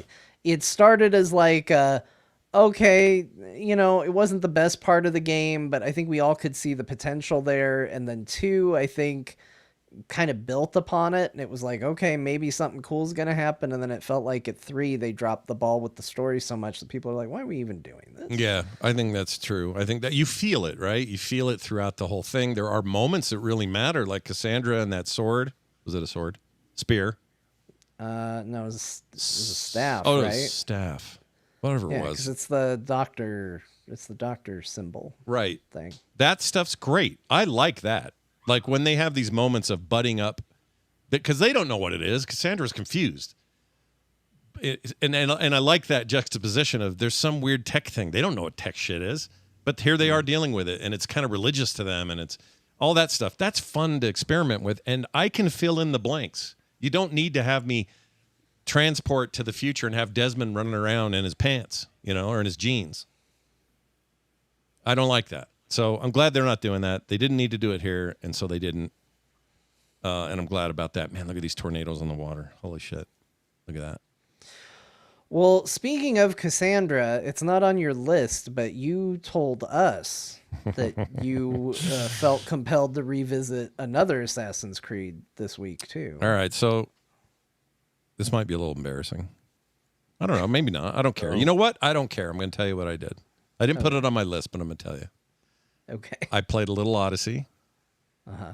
I played a little Valhalla, and I played a little Origins. And Origins I've beat.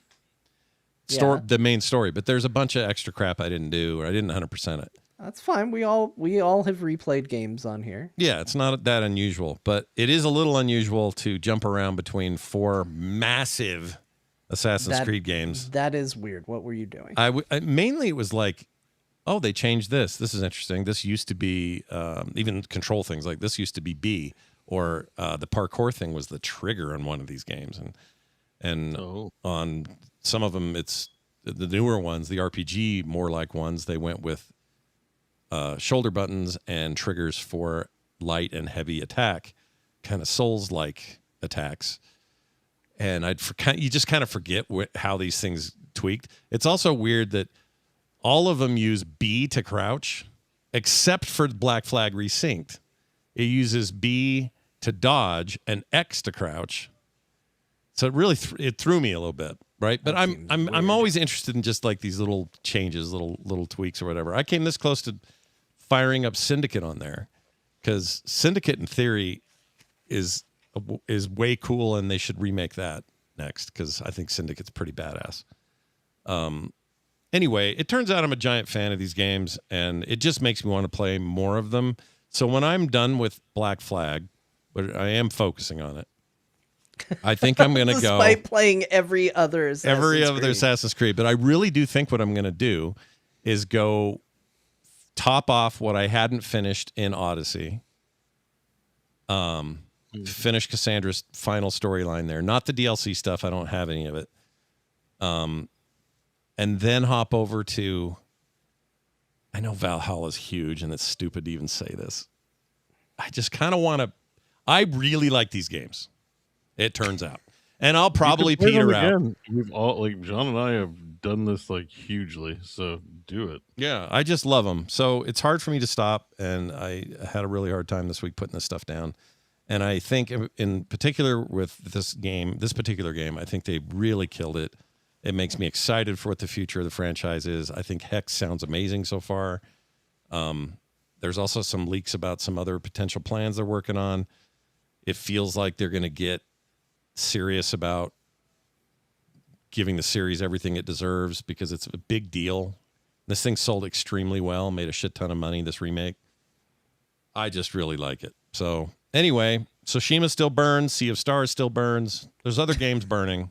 Whatever. Like, I've been going through my library too, and it's like, the number of games that are they're just not gonna get played, man. There's too many. Just focus on what you're enjoying. It's what you're into. That is kind of my mode right now. Is what am I feeling? And I'm really feeling this.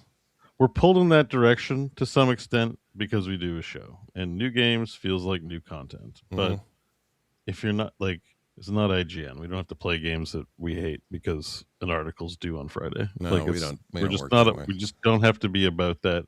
Yeah, I mean, but it's nice. Scott We doesn't should play do it, Tsushima because he hates it. He gets it. He gets the shit because he said he was going to beat it. Yeah, that's why people give me crap. Sure, but like, it's being self-aware about.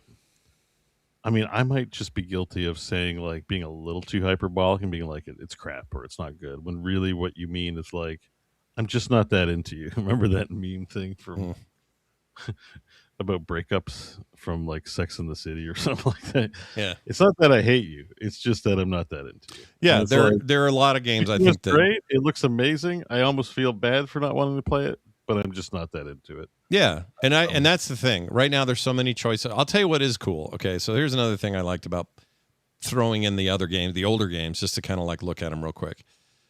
Let's see, Odyssey came out in 2017, 2016 for Origins, 2020 for Valhalla, and when they came out, they were, they challenged your system's hardware. They were more detailed and had better graphics and way more stuff and way more distance to travel and all those sorts of things.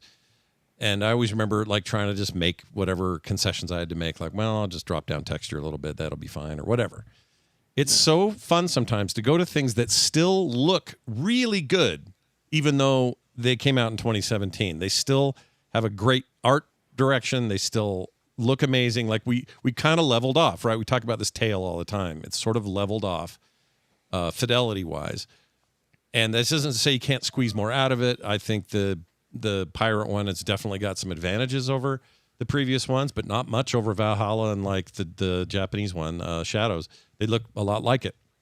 And the thing is, when you go back to something like Odyssey and you play it again on new hardware, or, you're just in a newer time when you've had newer hardware, they just run without you even having to do shit. Like, just run it at 4K at maximum everything. The bugs have already been wrung out of the thing. You're just playing it in its best possible state. So what if it's 8 years old? That's kind of how I feel. How I felt when I hopped back in there. I was just like, man, this still plays and looks amazing. It's not like, oh, some shit didn't hold up. Like, it really looks good. So no, that's a good series to revisit. I think, like you said, a strong art style, like consistently throughout, I think has really helped. Like, I think Assassin's Creed is one of the best looking games in terms of going for a realistic aesthetic. Mm-hmm. If you know what I mean. Without being a bunch of stiff mannequins in the end. Right. It manages to feel grounded, but just enough fantasy on top of it to where you're like, okay, this doesn't look boring. Mm-hmm. Yeah, I agree with you. And they're not everybody's cup of tea. I get it. And I'm not trying to oversell it, but for me, this is just scratching the itches I have at the moment, and they're in a big way. So having a ball. And I will keep playing until Edward ceases being Edward. Actually, that happens a lot later. Oh, I learned a piece of lore. I don't know if this is a spoiler, but let me tell you how it ends. Well, let me tell you how Assassin's Creed ends right now. So the son of Edward Kenway, the main character here, that's okay to say, isn't it? All right, I'm going to say it. Who you're... He eventually has a family. I just don't want players to be mad at me. They shouldn't. for spoilers? Yeah, it's not really a spoiler. This game came out a long time ago, and you're talking about history, right? Yeah, and it's connected to a game that came out even before that. So Edward Kenway has a kid later on in life. At some time in the 1700s, late 1700s, he's killed. You don't learn about it in the game, but Edward Kenway is murdered. And his son gets taken in by some other family. Anyway, he ends up getting sucked into the other side of this fight and gets raised by some Templars. The son does. I forgot the name of the kid. And when you start Assassin's Creed 3, the one that's set in early American Revolution, Yeah. George Washington, all that stuff with the Connor guy, Yeah. Connor, Connor's family is killed by Kenway's son, now adult, many years later. That game starts with you playing him, actually, and you think he's the protagonist, but he's not. But Connor ends up murdering him, which means, how did it work? Connor killed Kenway. I really feel like I'm not following it. There's a whole thing. Anyway, the bottom line was the beginning. The entire impetus for the beginning of 3 is all about Kenway's kid growing up to be a shit, Gotcha. and it was just like interesting. Anyway, there's that. It's not really a spoiler. Yeah. Somebody get Scott a family tree. We need to paint this out. Yeah, I hadn't planned on Yeah, that's a explaining good it. idea. I've done a poor job, I think. No, I got it. All I right, got it. good. It's a little sad though. I guess It's is it very weird sad. that I always root for a happy ending for protagonists and that like never happens. Same, and even when you do it, and in the end of the game, they're okay. You find out later. It's like somebody from the Wyatt Earp story or something. It's like, oh, that guy was great. Well, he was shot in the face 2 years later in a bar. Yeah. It's like, well, we're not talking about that right now. Like, I don't want to know about that. It was I did kind of have that feeling for a second, but anyway, I ran into a dude. I think it's Bayek's voice, the guy who plays Bayek in Origins, who I love, is this big Aztec assassin. And it makes me want an Aztec Assassin's Creed. That'd be good. Yeah. That'd be a good setting. Because they're running around in this, doing stuff, and you have to deal with them, and you do some Aztec ruin stuff. But every once in a while, meet somebody like that and go, oh, shit, let's go. Let's go do an Aztec one. But I realize you can't make these games in a weekend or do them, they take forever. Yeah. So, Assassin's Creed Survivors coming next week. yep. I love them. I know some people in fact, the Wraith just said it. AC3 was so boring, it killed the series for me until Origins. I think a bunch of people feel that way, although you missed 4, and that would have been a bummer, because 4 is this. Black Flag is one of the greatest I mean, ever. yeah, Black Flag is kind of the game that saved it. Like, it was originally going to be an offshoot. They threw a 4 on there because they wanted it to feel important so that they could get a good taste in people's mouths, Yeah. because people didn't like 3 so much. Yeah, there was a lot of hatred toward 3, although I think in some retrospect ways, people are a little softer on 3 now. Maybe more than they used to be. I don't know. Gamers, whatever. They jump all over the place. We all do it. I think that, if they came out and said, all right, and we're going to rethink and do 3 all over again now as a result of this success, or they're going to do Syndicate, upgraded version of Syndicate, or even the Ezio trilogy or something, go all in, dude. I'm ready to play your games again. I think I'll do it. Give it the new systems, be smart about them, the new graphical overhaul, like all that shit. I'm ready. Sign me up. Anyway, me and Ubisoft getting along this week. That's what's going on there. Who knows what next week will bring. Oh, I also did this. I played a shit ton of Far Cry 4. I'm not going to talk about this too much. This is the one I'm probably the most disappointed in you. What's wrong with Far Cry 4? I did this as a test. You know how this is. I almost treat it like an experiment. I'm going like weirdly into the open world style of Ubisoft games and doing it with Assassin's Creed. And I went, oh, how's the Far Cry series? Oh wait, you know what? I messed it up. I thought you meant Far Cry 5. I'm maybe less disappointed. Oh yeah, 5 I haven't played. I haven't played 5 and I haven't played 6. 5 also reviewed better later on than we were led to believe in the beginning. I think there was I don't know what happened there. I can't figure that one out. I don't even own 5. But anyway, I bought 4 forever ago, back when it was like new. I got a deal or something, and then I never touched it. And I don't know what happened. I just didn't play it. And in theory, that would have been something I really wanted to play. I like open world shooters. I like collecting shit. Once again, climbing tall places to claim land and climb something, Yeah. get a lay of the land, take over bases. Yeah. Ubisoft games. yeah. So I thought, well, I have 4. Why don't I just see how 4 runs? And 4 is still like really pretty. I know 3 is considered like the breakthrough, but 4 is like more of that, and still well regarded. So I thought, well, I'll do that. And You know what? This Far Cry thing is all right. It's fun. So next week I played every. The loop is fun. And I installed the New Dawn or whatever that one's called, the one with the futuristic, the world ended, this one between 5 and 6, whatever that one's called. I think it's just called New Dawn. A lot of pink in that one. You have the twin sisters that are wreaking havoc or whatever. And it's kind of a Mad Max thing. Anyway, I did install that. I didn't play it. But I'll still probably poke around with it. I need to focus on what I'm playing with Assassin's Creed. But I'll tell you what, that stuff's all right. I hope they figure out a way to get wherever they need to go with that. Most people's disappointment in the past have been usually story reasons. It has very little to do with like the loop of those games, because the loop is fun, man.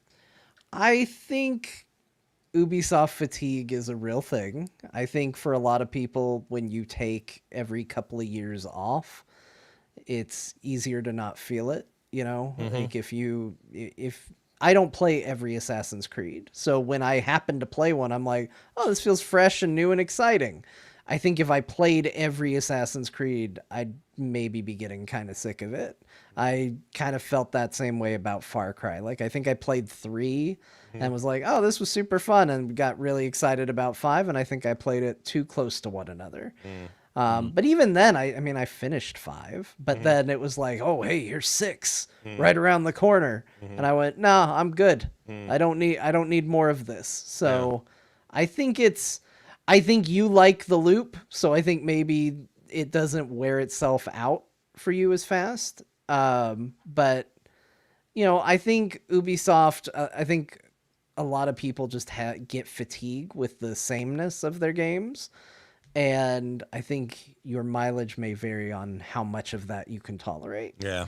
I think you really like here's a map, go check things off the map. I do like that. I like a compelling story, and I like a rich world, and I like all those things.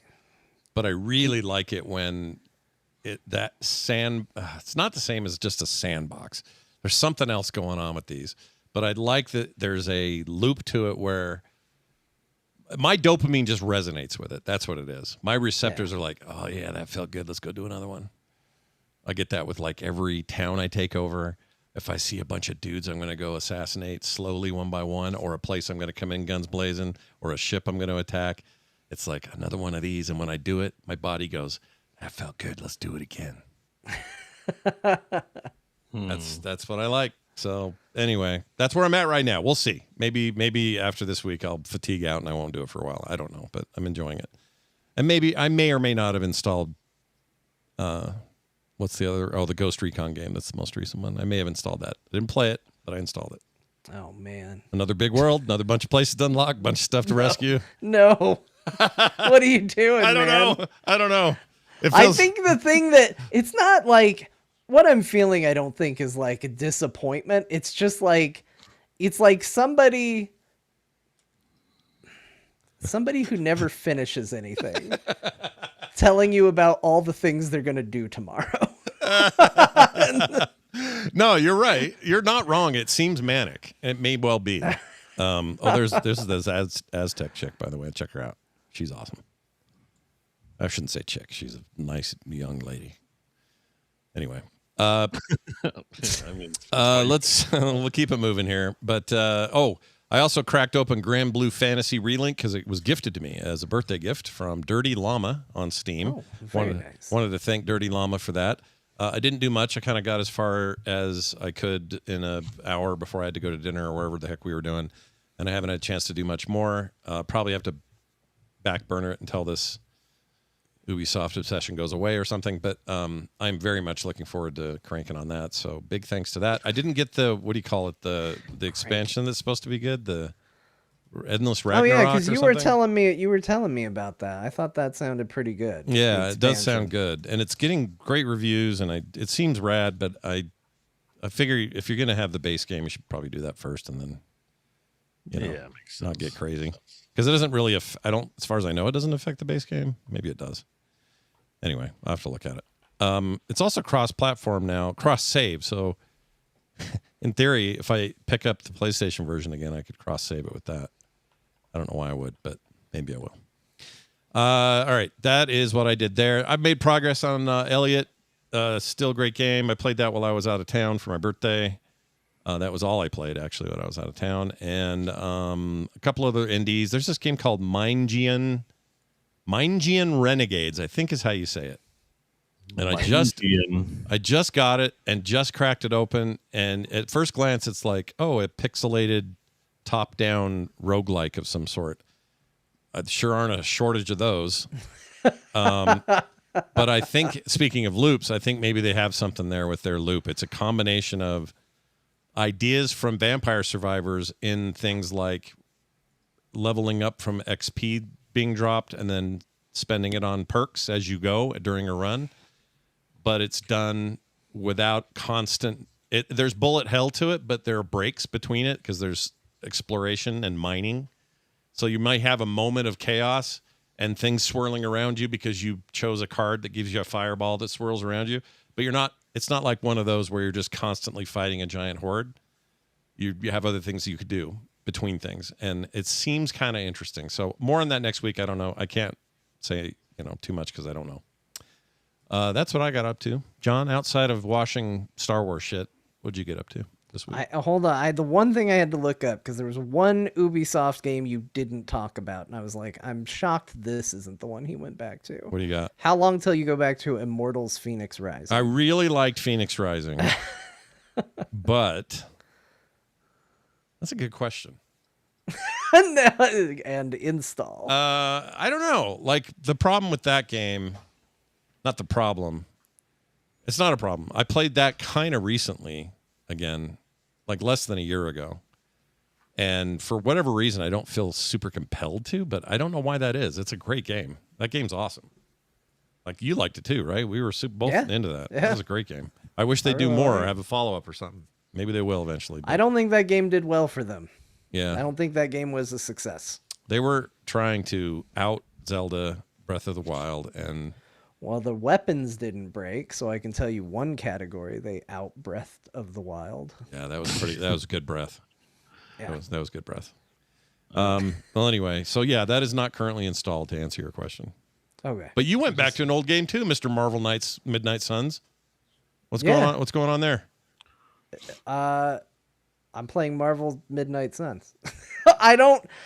I do know how this came to be. Okay, here was the path. If you want to know how we arrived here. Walk us through it. Yep. We're not too far from Marvel Tokon Fighting Souls, or whatever it's called, coming out. The fighting game. And I was watching some gameplay of that. And I was like, man, look at those Marvel characters fighting and stuff. That looks so good. Mm-hmm. And then I was watching a gameplay trailer for Storm, and I was watching X-Men 97, and I was just feeling it. I was like, oh, look at that. You know what's awesome? It's friggin' Marvel's Midnight Suns. Yeah, man. And they released a ton of DLC for that game that I never played because I liked Midnight Suns so much. I beat the game before any DLC came out. Yeah, me too. Same here. Like, I didn't try any DLC. You guys both, you might both be into playing it again, I guess, then maybe. So I loaded it up. I sounded like an idiot just now. Coming out in the next month. think you guys might want to have to go ahead and have it again to do it again. What if you guys had an experience for a second new time? Oh my gosh. I'm not smelling toast in here. Jeez Louises. Anyway, sorry, didn't mean to interrupt. What else you want to say? Yeah, so I played it, and I was immediately reminded that, like, of two things. One, it is criminal that this game did not do better than it did. Yeah. This is one of the most fun, like, card battler tactics games I've ever played. Like, it's so, so good. But I also completely understand why it's like that. Because as soon as I started, and at first I was riding the wave. I was like, I'm gonna watch the cutscenes. I'm gonna run around the Abbey. I'm gonna talk to people. But it suffers from its own greatness because I like the combat game so much, and especially early on, the percentage of not playing the game but instead talking to people that you do is just way too skewed on the running around the Abbey and talking to people side. And I just was constantly like, oh, please just get me to more of the tactics. I just want to play more of the game. But I powered through it by skipping cutscenes and mashing my way through dialogue trees.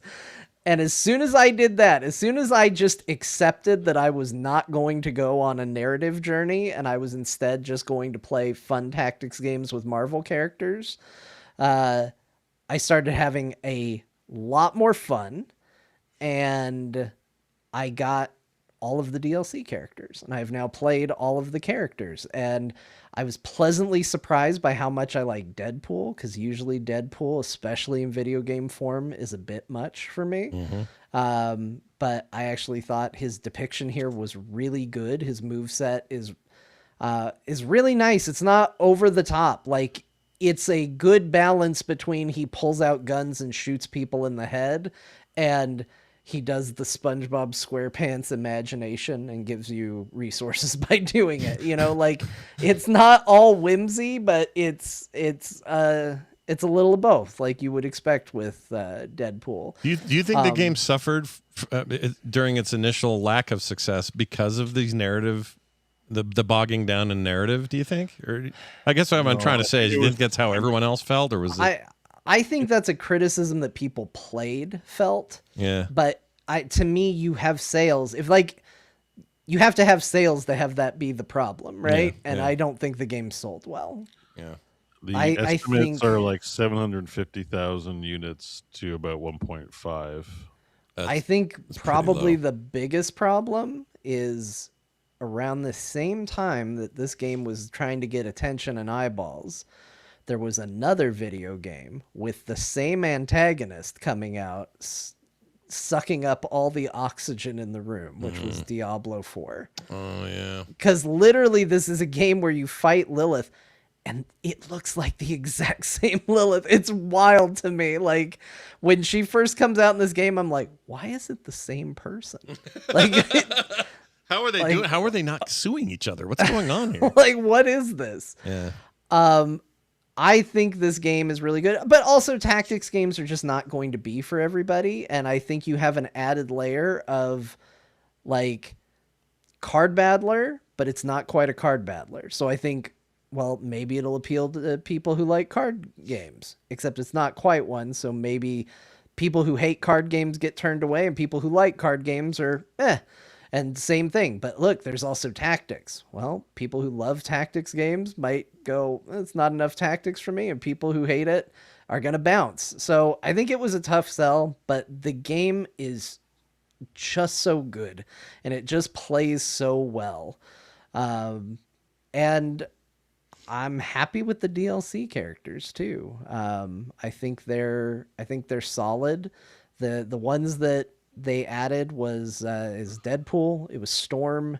It was Morbius, who is actually a lot of fun. Like, when I realized I was on Morbius, I was like, I gotta go get Morbius. Right, it's Morbin time, I guess. Whatever. And I was not thrilled, but the depiction is really good. And his moveset's pretty solid too. He's kind of like, I think early on, a lot of people really gravitate towards Blade, and it's only later when you get up against a lot stronger enemies that you realize Blade is kind of not a great character in the game. Morbius is like kind of a good version of Blade. At least my initial time with him. I will also say I've not spent a ton of time with him. But Venom is in there as a DLC character. Once you finally beat him, I forgot it's like 5 missions where they paint Venom as like, it's your final battle with Venom. They do it 5 times. It's crazy. So you got through the entire? Did you get through the whole campaign during the? No, week? I'm not Oh. through the whole thing. I'm Okay. pretty far. When you skip all the cutscenes and stuff, you do pretty good. Yeah. I do like running around the Abbey, so I did kind of do that. But I am skipping most of the story, although I have tried to kind of watch the DLC stuff to a degree, because it is its own story. And the nice thing is all the DLC stuff has its own story. So it's all telling a story about like a bunch of vampires showing up, which makes sense because you got Morbius there. it gives them nice little excuses to clearly not have to have invited everybody back for constant voice work. Because it's like, wow, it sure seems like all these Avengers, only one of them really seems to care about the vampire problem. They're awfully quiet since I got this DLC. What's going on? But Don't you talk do very much. get some nice moments. Like, again, I see chat trying to defend Blade. I love Blade as a character. He's just not it's not even his fault. It's the way the bleeding mechanic in the game works. But Blade is really funny, especially with the Deadpool one, because every time Deadpool is talking about joining your group through the like Hell Rift portal, you hear Blade go, "No!" Every time Deadpool's like, maybe I'll just hang out with you guys, Blade is somewhere going, "No, don't invite him." And it's a really good depiction of Blade. I like it. Nice. But yeah, it's the DLC is very cool. I fought Dracula. That was fun. Nice. The Marvel Dracula, it's like Thor kind of, right? Where they take the lore, the existing legend, and then they got their own idea, right? With Marvel. It's Marvel-fied with Dracula. Yeah. That's fine. I don't have a problem with that. Everybody does it. Marvel Dracula is just a big fucking nerd who owes Moon Knight money. Oh. I didn't expect that description. No, you never heard that meme? No. Okay, hold on. We'll do another visual here. He's just a huge effing nerd that owes Moon Knight Do a money. search for Moon Knight Dracula All right. Let me look it up. and Moon images Knight and Drac okay, I already found it if you want it. meme. So, All right, I found it. It's oh yeah. it's just a picture of Moon Knight going down some castle steps saying, "I know you're here, Dracula, you big fucking nerd. Where's my goddamn money?" Is that from a comic? No, it's an edit. Someone edited that. Someone edited it, but everybody believed it. So That's so funny. What? That's a weird one because what's the point other than to I don't know. make people think that Make he's you laugh. Yeah, I guess it did. That's really great. I'd never heard of that before until today. I think it got referenced in something. I don't know if it was actually in the Moon Knight show or where it got referenced, but it became so well known that it has popped up in places. Love it. So anyway, Marvel Midnight Suns is a brilliant balance of tactics, and it's not really a card game. You use cards for your abilities, but I would say it feels exceptionally light. Like you're only allowed 4 attacks, and like they go pretty light on the decks, which makes sense because every character has their own deck. And I feel like if it was too complicated, it would be way too complicated. But it's a really good reminder. Like there's certain characters and their cards and their abilities, like as soon as they give you the tease of like, hey, this is what Wolverine will play like when you get him, just reminded me that like I think this version of Wolverine is maybe the best Wolverine game I've ever played, until maybe the next one. Who knows what the Sony one's going to be like, but Wolverine in this game is so crazy good because he just runs around everywhere and slashes everybody up. It's exactly what you want. Yeah.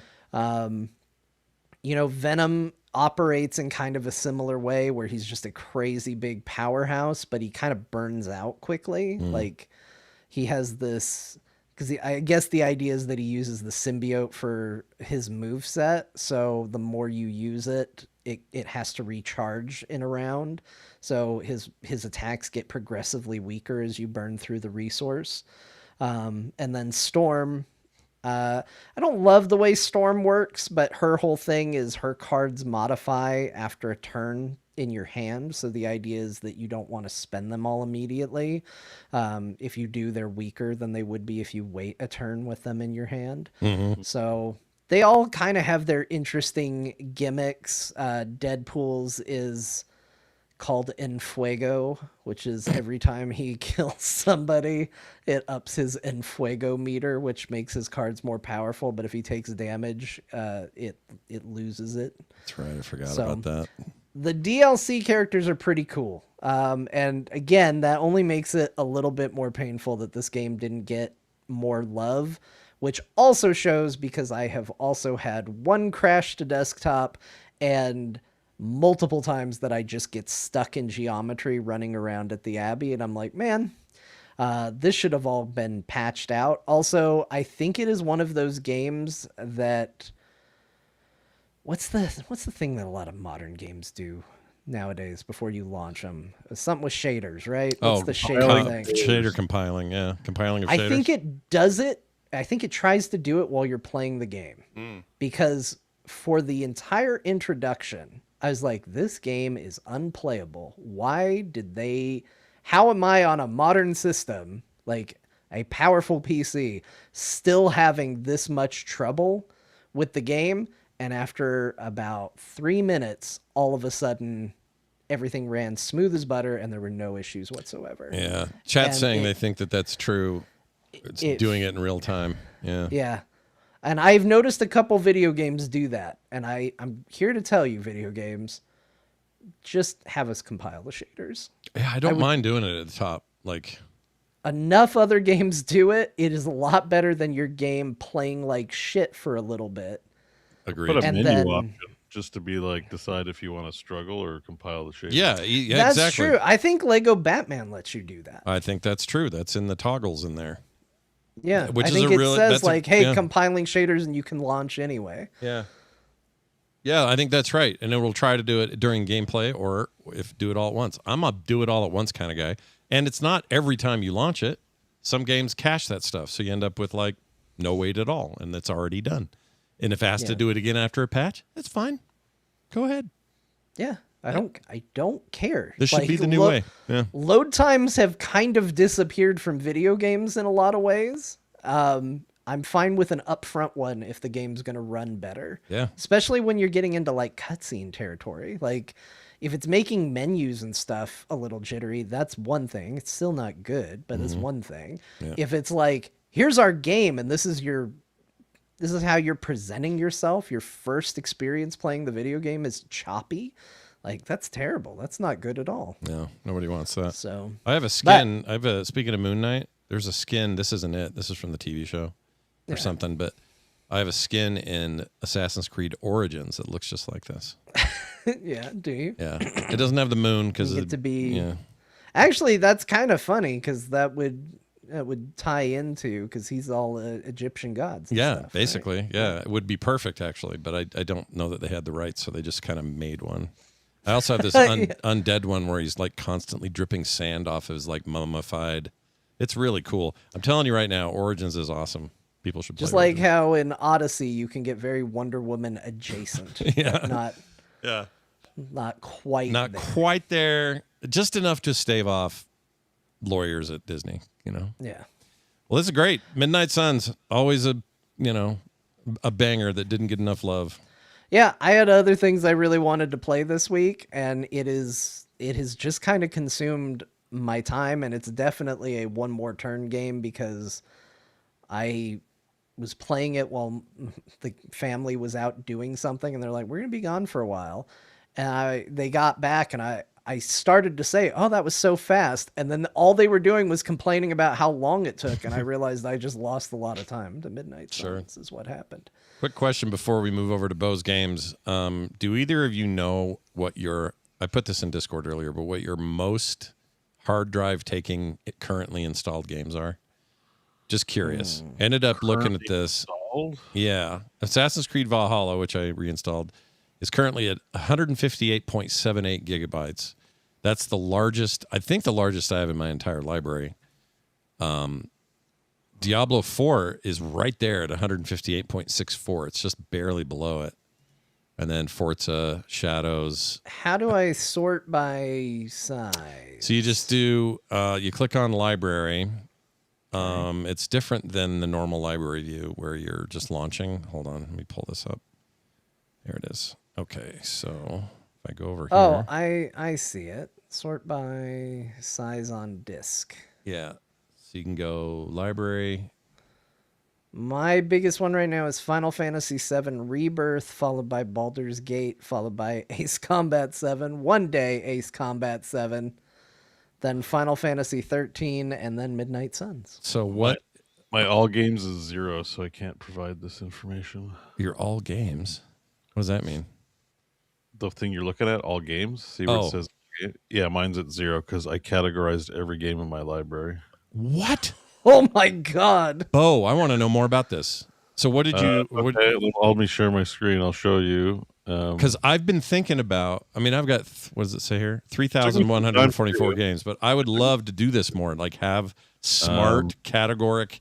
And by the way, we haven't brought it up yet, but Steam just added an ability to do this with your wish lists, so that if people are going to gift you things or whatever, it's way more categorical and stuff.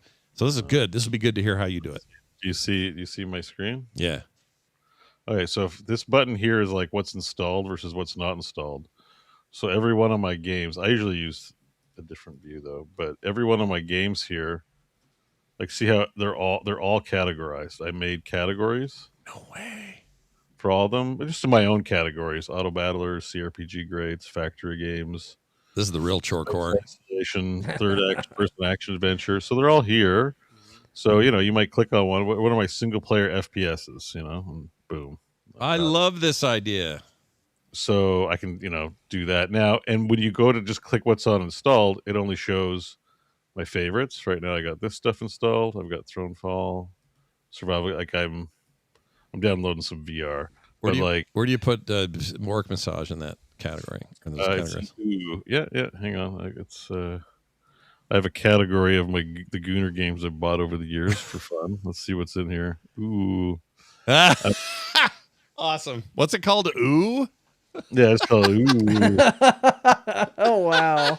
So I got Date Everything, Honey Pop, Love Esquire, Love Is All Around, Orc Massage, Scarlet Maiden, and Sex Chest. Sex chess. You know what you ought to do is call that the Kingdom come like. What do we call it? Come likes. likes. No, Elder Scrolls is like come likes. That's what I gotta make a new category for come likes. Oh, okay. But it's not.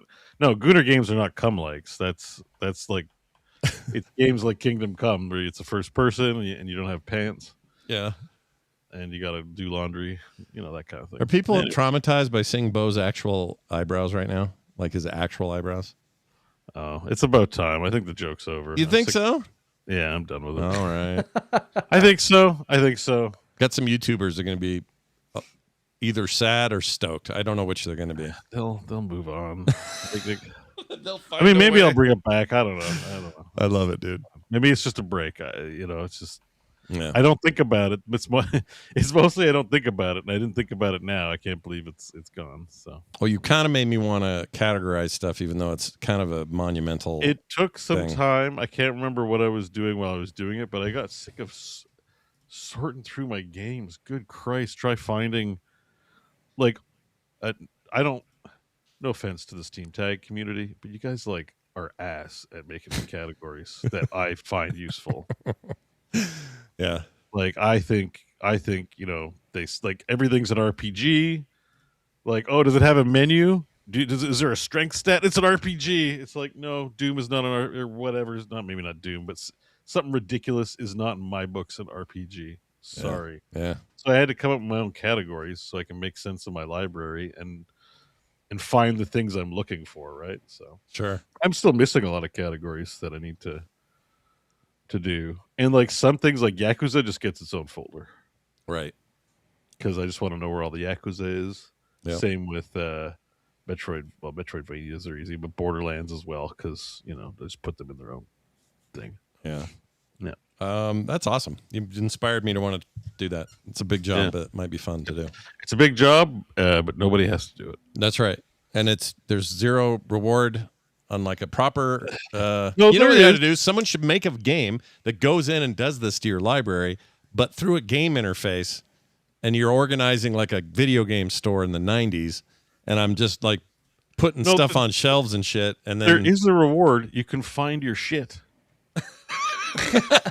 There's plus 1,000, 2,000. I can find where my games are now. That's Yeah, why I good point. did it. When you're you just installed a bunch of old games. It would have been way more convenient just to go to your Assassin's Creed subfolder and just install all your Assassin's Creeds. That's actually a good point, and that's what makes me want to do it. Also, okay, best practice question: do I make a group called Valve Games and then all Portals and the Alex and all, all the Half-Lives, all the things I have from them, Counter-Strike, whatever, that goes in there? Or is it better to say, well, no, Counter-Strike's in shooters? You know what I mean? Well, now it depends. You've discovered the problem of anybody who's ever tried to alphabetize their DVDs. Yes, that's how this feels. I feel like I'm a Dewey Decimal System. I have an answer for this. All right. Stop trying to categorize it accurately. Categorize it for you. Okay. So I still use my favorites. And my favorites is like a holding pin, not of all the game's favorites of all time. I also have a folder called storage. When a game might be my favorite but gets too old or from any other categories, it's just too old to play. Goes into storage. Okay. It can always come out of storage. I have 335 games in there. Yeah. But like the Back to the Future Telltale games, like don't give a shit. In storage, not categorized. Like there's some stuff I'm not categorizing. It just goes in a pile of old shit. DLC Quest, don't care. What else we got in here? Everspace 1. So Everspace 2 is in a proper category. Everspace 1, that's old news. I'll probably die before I play it. Yeah. So everything is like goes in the random pile. But I use my favorites for like the current, like the hot stuff. Yeah. So it's also ongoing maintenance is part of it. Like every time I buy a new game, I categorize it or make a new category. Okay. Or if it's like really exciting, like, I don't know, my current favorites like Slay the Spire 2, Zero Parades, Night Rain, Doom. Like these are games I know I have like high hype meter for. Yeah. So they go in favorites, even if I haven't played them or if I have played them and liked them.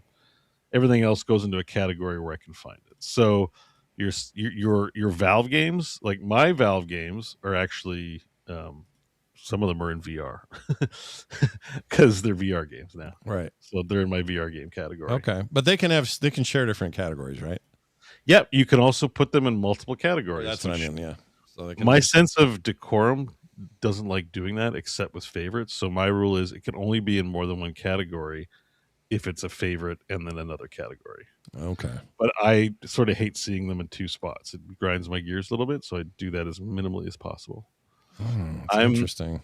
This is why I get mad about like inane things. I'm like this with Windows Explorer as well. Like I actually will spend time in my file structure being like, this file structure for my documents is not good. I need to restructure everything. I'm a little anal about it.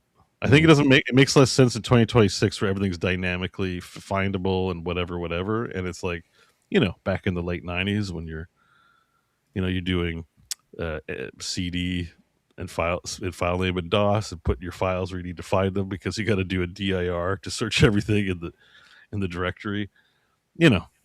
I still retain those habits. That's great. I think I'm going to do some. Why is this up here still? I'm going to do some form of this because it's ridiculous. I just have a giant pit. I need my arcade to have sections. Yes, exactly. I need to walk in and go, that's the Chorecore games over there, and those are my open world favorites or whatever. Or that's my dumb idle game, like whatever. My second screen games, You got me wanting to do this for some reason, and I don't know why. I don't regret doing it. I can find my games easily, and like I said, it's my own logic. So it's like, I can make something very specific like ARPG, and there are games that are an action RPG on Steam that are not ARPG. If it's not isometric, I don't want it in the fucking ARPG category, Steam. Sorry. I'm stealing some of John's F-bomb energy on this. Today's a good day That's for how it. strong I feel about something as inane as calling something an action RPG. It has a very specific, deliberate meaning. Yeah. My category respects my deliberate, specific meanings. How do you know if something hasn't been categorized yet and you just don't know? It goes into uncategorized. Yeah, you'll have a category called uncategorized, and then you just so if you're not sure, you dump it in there, touch it once, put it in there, and then it go automatically back. goes in. Like Steam will default it into uncategorized. Oh, so that's already a thing. Yeah. Oh, yes. If they don't have a category, they should default to uncategorized. You should have an uncategorized. I think that's probably all I have. So, yeah. Okay. All right. So my uncategorized is at 0 because everything has a home. All 3,000 items or however many. I don't know if it's 3,000, 2,000, something like that. Yeah. And if you did it with 2, I should be. I'm over 3, but I think I could do this. But like I have like goofy ones too. Like I have a category called multiplayer scares, and that's where Lethal Company and Phasmophobia goes because that specifically speaks to the type of game Yeah. I'm looking for, right? Like it's Right. I don't think that's an official one, but I look at that and I go, oh, I know what those games are. You know, Right. and I have Space Isolation because I'm a big Space Isolation fan. The games that go in there, like Dead Space and Alien Isolation, Callisto Right. Protocol, go in there. Right. I have Souls like, but that's I also have a traditional rogue like, you know, like it's just yeah, like I said, I think I love 6 this. categories, yeah, and Oh, I love that Valve lets me do that. That's why we're Steam. That's why I buy things on Steam, and I'm a fan of Steam because if I buy it on the Microsoft, store, no tools for any of this business. Just got to deal with your ugly decisions, and yeah. I just checked. These are my 3 category or my 2 Oh, categories. you got a FERT category. I have something called Beautiful. FERT. I don't know what What's your 119 FERT? games are in that, but whatever. Let's Well, see. what does the FERT category mean? See, I'm terrible at this. I don't even know what I meant to do. It's everything from, here's, Are these automated? What's that lightning bolt in the corner? they must be. Oh, dynamic collection. What does that mean? It means that you let the computer do it for you. Oh, well, F that, because none of this is right. But I don't know how the computer But- decides what's a FERT. Yeah, how did the computer decide to use FERT? Yeah, Like no, point and click makes sense, but not FERT. I don't know. Is there a little thing? Oh, controller preferred, full controller support. Those were, I must have made this ages ago. It must have been like, do you want to make a dynamic library? And Yeah. what do you want to call it? And you'd be like, I don't know, I don't got time for this shit. Yeah. You're like, oh man, I really want to do this. And at the first opportunity, you're like, chode games. Chode games. Thankfully, Steam has a number of Chode games these I don't days. got time to write a good label that's going to remind me of my things. Yeah. So, I mean, Well- do you do that? Because you're like, you're an art guy, right? Yeah. You do some drawing. Yeah, sure. You like when you were doing traditional drawing, like would you like organize your pencils, your colors, or Oh, yeah. whatever your tools were? And the way I do it now, even with mostly digital, I'm meticulous about that stuff. How Yeah. I name files, what folders they go in. Like, I'm crazy about that. Why wouldn't I do that about games? You know? Yeah, same idea. Well, because you just want to play them and move on with your life. Like I sort of get it. It's a bit of a chore. But Yeah. Like, here's just an example. I want to just show you guys. I just did this. That's Sad Batman. It's actually called Sad Night. But I have to give that a bunch of extra tags, and it goes into this little sub heroes folder. I made. Yeah. So you Anyway, get it. Yeah, I get it. I'm gonna do it with my games. It's happening. All Sick. right. Also, yes, layer organization Omega 9X. I'm a stickler on that. People probably be layer. annoyed with me with my layer work because I name them all. It's pretty bad.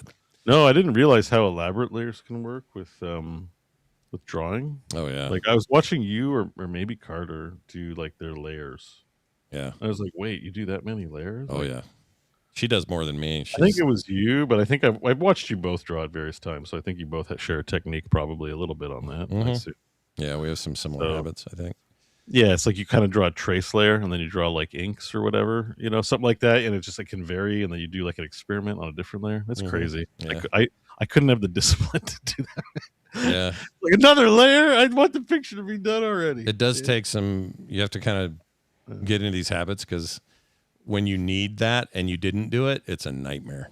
It's such a pain. Yeah, But, and that's usually what these extra chores are. It's pain from experience. Yeah, So. that's usually it. Get back up your files, everybody. All right, I cannot wait to hear about Doom: The Dark Ages Revelations, the worst named expansion of the year, but maybe one of the better games of the year. So, Bo, how is it? It was an interesting experience, and it's going to be hard not to annoy myself with my own commentary about talking about Doom and where they've taken Doom. Mm-hmm. But let's just talk about it's a $20 expansion. I got it for free because I think I bought the collector's edition, which came with the free thing. Mm-hmm. And we'll overall say it's good. It's more of the game. It adds new enemies. It adds crazy arenas, and it's aces. It's as good as the base game. It gives you, so far in the game that I've experienced, it takes away your shield, so you can't hide behind the shield on projectiles. You can parry them by swinging it at the right time. Takes You it can away stack- entirely. Interesting. Yeah, you do eventually get it back, and then you can hot swap between the shield and the spear. It's a story point or bump where that happens. MacGuffin shit. Like, so the story is, I guess I forget what happens at the end of the Dark Ages, but you're in hell and you're like, yo, what's up, hell people? And they're like, haha, you stood above a hole. We're sending you to Winterworld, deep below hell. And that's about all I remember. And now I got to go collect the balls of destiny or some shit like that. Damn. It's not good stuff. That's why I'm just like, I don't even know why they bother, which I'm going to get to in a second. But, all right. It's more of the same. The game's fun. It's like first person shooter, crack cocaine. It's really good. Yeah. The experience I had, however, is that this is not entirely surprising because Doom Eternal's expansion was kind of like this, but I forgot completely how to play. Now, this is not Doom where you're like, I get it, numbers 1 through 9, switch weapons, press the shoot button, I'm good to go. And even something as hyper as Doom Eternal, you pretty much just add the dashes in there and it's that. There's a lot more buttons in the Dark Ages and a lot more mechanics, and it's a bit of a bullet hell, but it's like you have the shield, so the bullet hell's not as helly. But I'm coming back after not playing for a while, and I don't know how to dispatch anybody. I keep pressing the wrong buttons. They reset the keybinds as well, and I had to remember my keybinds, and it was a process to like get my keybinds back. I'm just saying, like a year away from the game and jumping straight into the expansion was a bit of a nightmare. Wait, they changed the keybinds that you changed. Yeah, like with a major update, sometimes it's not unheard of for like keybinds to be reset because they had to add some buttons. Right. So there's a new button to switch between shield and the spear. The spear also does like a number of things the shield doesn't. Like there's a stab, there's a swing parry, and I think they give you the dash, the Doom Eternal dashes with the spear. So even though because they want you to be tanky in the main game, so they give you a shield and took away your dashes in that game. They're like, well, if you have a spear, then you can dash again. So now you have jumps and dashes. So like the calculus in my brain was like, wait, is this game Doom Eternal or is it? Oh, I see. Doom the Dark Ages, and then like just everything felt like really different. And the arenas have more enemies. It's all tougher, which is good. But the buttons are all like messed. I'm learning new buttons. I forgot how to kill everybody in the game. And then my keybinds are all bad. So I'm just like, I basically what I'm trying to say is like, I need to play the game from the start again. Oh, I see. I feel really, even though I'm playing and it looks all right, I feel really incompetent at the game in terms of like every enemy has like ideal ways to like dispatch them with particular weapons, and I'm like, I just don't remember any of it because it's not even like it's the Mancubus and the Imp and the ones you're used to. There's like new Cthulhu world enemies, and there's like just stuff that I'm just like, what do I do? Huh? The little guys on motorcycle, unicycle. Yeah, and there's like there's the Archvile and the motorcycle shield guys, which are new to the expansion as well, and they're very cool. I forget how to play. Oh, and you get the super shotgun chain as well with the spear, where you can chain somebody, and then there's a perk where you can whip around them in a circle over and over again. It's oh, really? Yeah, I haven't been able to do it yet because I'm like just I felt bad playing the game. I'm like I feel shockingly incompetent for my skill level right now. Feels but like I was like streaming it, and people are like, "We want to see the expansion." I'm like, I have to play the base game again for like 20 hours before I take this content on. Sure. So I kind of just fell off. I streamed it a bit and went, I'll come back to it. Is that spear thing like a grappling hook kind of seem like? Yeah. It's a spear. It's a parry thing. It's a grappling hook. You know, and it starts to get away from like, this isn't really Doom. Like, this feels like you wanted to make a first person like World of Warcraft game or something, and it's like you just made it Doom because they did the thing that. This is where we're going to get the other thing that slightly irritated me is we've talked a lot about the Dark Ages and how it feels less like Doom, but it's cool as a one-off. Yeah. It didn't feel as cool coming back. I was like, I kind of want my space isolation. I want to feel like I'm forbidden everywhere. Yeah. And this more feels like He-Man, where the villains are like, I'm glad you came to hell, He-Man. we've got things prepared for you. Stand on that platform and we'll lower you into the depths of hell. and it's like I don't know. It's just not the vibe for me, you know. Yeah.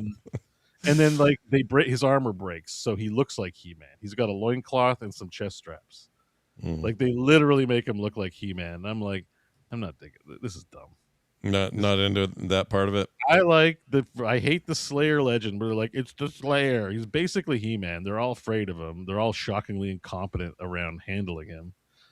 And I prefer the version of the Doom guy that and there's like little hints of a backstory, like they do a flashback and you see like you shoot somebody and like it's basically Call of Duty or something like that, and you're just like, so these weird flashbacks, and I'm like, I'm not feeling this shit. Like I hate that the Doom guy is like basically some weird version of He-Man or Thor. I just want to be an employee who had a really bad day who somehow just keeps surviving, and it feels forbidden, you know. Like this feels like, oh, you know, it's He-Man foiled hell again.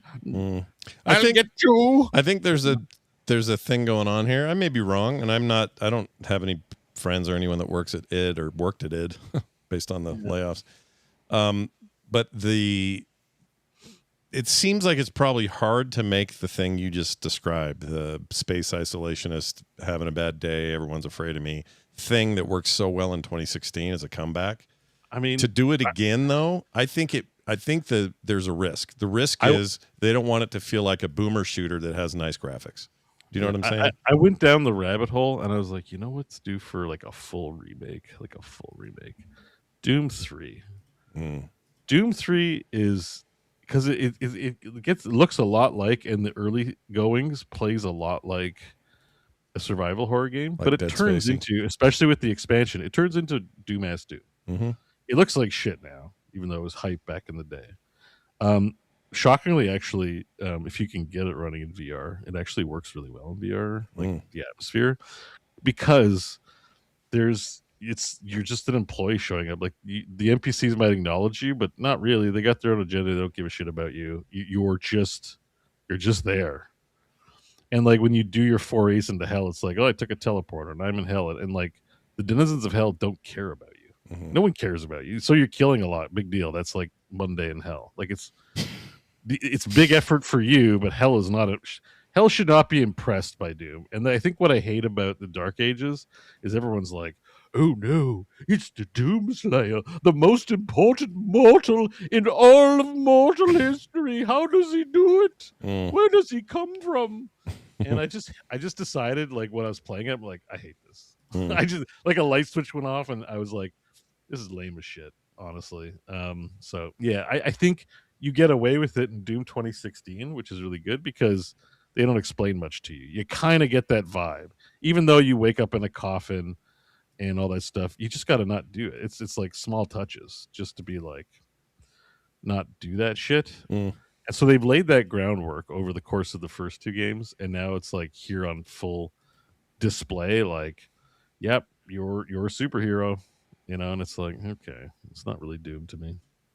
No, but the game's fun, so I mean, you know, I'm poo-pooing it, but like, I got all up my feelings, and I was just like, this isn't a great tasting meal, you know. So there's 3. This looks pretty good. Yeah, I mean, I wouldn't say it looks like ass. Characters look like crap. Yeah, they do. They look pretty bad. They have come some distance since 2000. But like overall, it's like it's got a great start, you know, where you chat and nothing happens. The best part is there's very little soundtrack. It's like Dead Space. Like it's just all like flickering lights like and sci-fi hums. sounds. Yeah. And I just like, but I don't mind it a big set piece. I think there's obviously some music, but it's mostly atmosphere. And that's kind of what I like about Doom, is even with 1 and 2, where you just feel like you're not supposed to be there. Like you've survived beyond all odds. It doesn't need a story. You know, the story is told through the vibe and the fact that 2016 understood that. That was there. Yeah. That vibe was not only there, it was epic. It was like when he first cocked that gun and punched that thing, didn't want to listen to the administrator guy talk anymore, and he's just like, had it with your effing voice. And there's some sections that really feel like, oh my god, this place is taken over by the denizens of hell, and I'm like, yeah, I'm a little scared, you know. Like 2016 is definitely the scariest. Nailed that. Yeah. So you know they've really fallen off. I mean, I'm sad that the studio's gutted, that they can't try again, but like I would say the direction is I would hope that I guess the expansion content on that front was not that exciting. But it is like, if you like Doom, it's good. But the other thing, again, coming back is that it's such a bullet hell. If you ever played a bullet hell and mastered it, but then come back a year later and you're like, I can't dodge anything. Mm. That's what it felt like, because it is a bullet hell game. And it's just like, my muscle memory's in the toilet now. Yeah. So, I don't know. I just got maybe a little bored with it. And I'm like, I'll come back to it. But I haven't, it's been a little while now and I haven't come back to it. So. Get up to anything else while you're doing that? Well, so I came home yesterday, and yesterday or was it the day before? I found something weird without explanation. Oh no! And my mom's watching, so maybe she'll comment. I might not hear the text though. I'm just gonna show. I found this like on my chair. What is that? What is it? That's some That's kind what I of said too. Final Fantasy looking fairy. It's a weird book. Oh, there's nothing there. Hang on. A book, you say? A book? What sort of media is this? I mean, anyone watching, again, visual media on a podcast, but hey. Okay, so it's kind of chibi looking. Well, anime. it is something specific, and unfortunately, I recognized it right away. But this is It's that game. It's a very popular game. What game? I can't. Is it Genshin? Oh, Genshin Impact. it's a Genshin Impact art book with all the characters' artworks. Why is this suddenly That's, at your house? That's a great gift. Some might say this is one of the best parts of No, but Genshin. here's the thing: it's all in Chinese. Like, there's no English, so my mom doesn't know what it is, and I don't think she's ever heard of Genshin Impact. Like, she didn't buy it for me because this is Genshin Impact and Bo likes Genshin Impact. It's just in Chinese. Like, that's all she just saw, and I guess it was on sale. Like, I don't think she paid full price for it. She probably saw somewhere. She's like, "Bo might like that," and picked it up for me. And I just thought it was funny. That is weird. That is funny. Yeah. That's I mean, nice it was though. Your sweet of mom's. her to do it. I'm very grateful, but it was also the most random shit in the universe because. Yeah.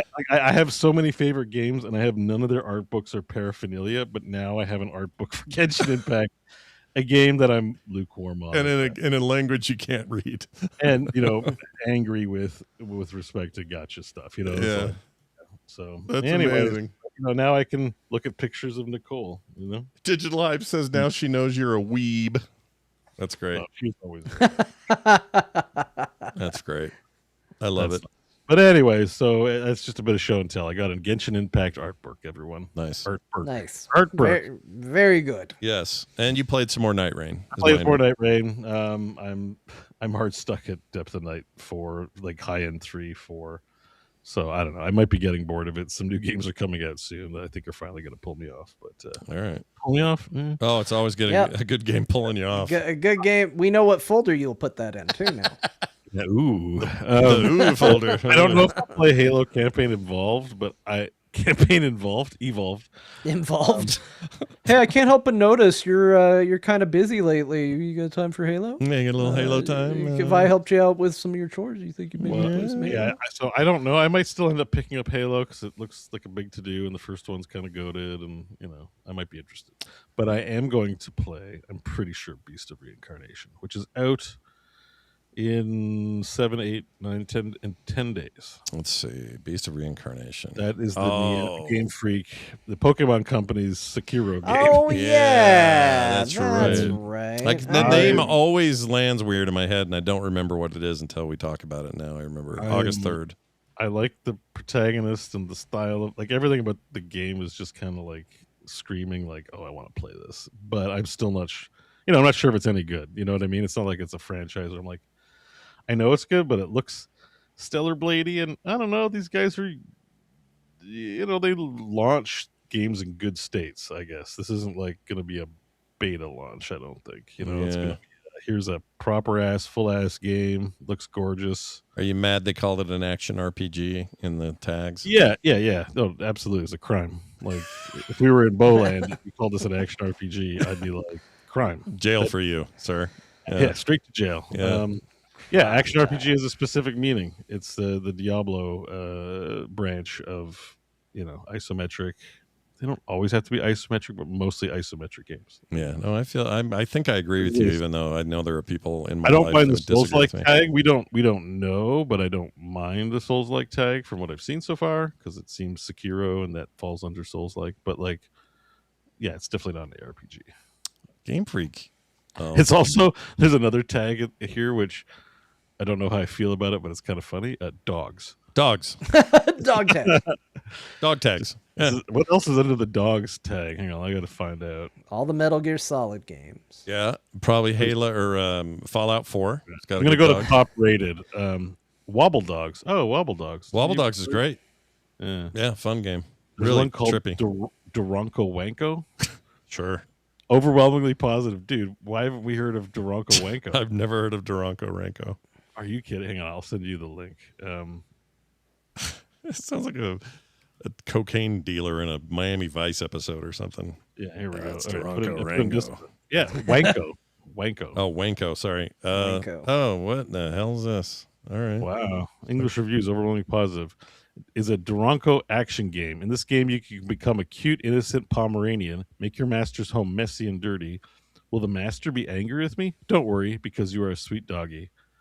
Holy shit! How have I never heard of this I game? don't know. I'm not playing it. This is like the opposite of Power Wash Simulator. Yeah, it's what causes you to have look- to power wash. It looks amazing. Holy shit! 98%. Jeez. Whoa! The dirtier it gets, the more gifts you get. Oh man, I'm gonna kind of add it on the wish list here. Is this a single player game? Oh, by the way, Yeah. we talked a lot about categorization. We have to give a big compliment to having categories for the wish list. Oh yeah, it's cool. Yeah, I That- mentioned it briefly earlier, but to be more robust about it, it seems very good. I just went through and tried it. I might end up recategorizing everything, but I went through and tried it a little bit. Yeah. So It's kind of I would- nice. Yeah. I would deliberately not keep games on my wish list because I felt it was disorganized when I looked at. Like I'd be like, oh, I want that game that much, but this game I just put here from a curiosity standpoint. Sometimes I do that. Yeah. Yeah, so now my categories are upcoming, so that's like hypey upcomings, Mhm. curiosities, and VR titles. And now they're clean. It's clean to I can look at Yeah, each look at that. Yeah. That's It's great. kind of neat. I need to redo my categories though, because I didn't know how it was going to look when it was all done. Some of them feel like they overlap. Yeah. And Also, one more- one feels like the waiting for a discount category is like, I'm like, that could be all of these. honestly. Yeah. one more mention on the top rated games for dogs, Furry Shades of Gay 2. It's Furry Shades of Gay. Furry Shades of Gay 2, overwhelmingly positive. Wow. Out in 2021, so it's stood the test of time and All right. kept his Kept its status as Ooh, the all right, indie that's hit. very good. All right. Put that in your ooh folder. Yeah. Ooh. Ooh. Well, there you go. We're going to take a break. Before we do, I want to thank a guy named Connor McDoodlehead. Isn't that a great name? All right. Yeah, thanks, Connor. Yeah. McDougall. Connor McDouglehead is our newest patron at patreon.com/core show.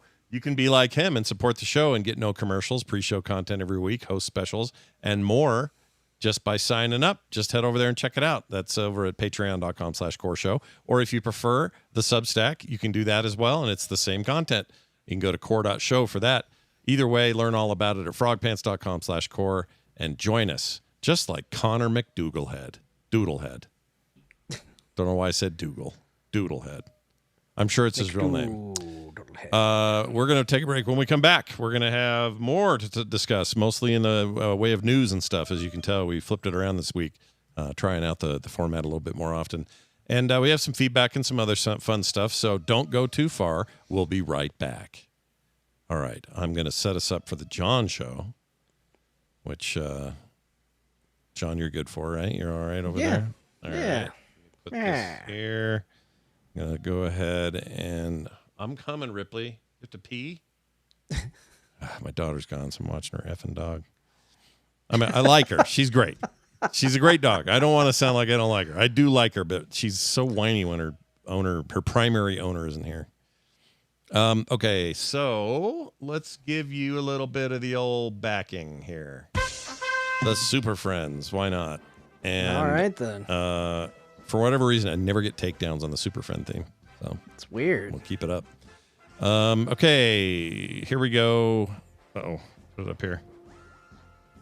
Okay, and we're back for the John show, and it's going to happen right now. I'm going to go ahead and put you guys up on a timer. John, take it away. Well, hello everybody, and welcome to the John Show, the only Frog Pants show that occurs during the break of another Frog Pants show. Your host, John. This is John Show. It's a different show.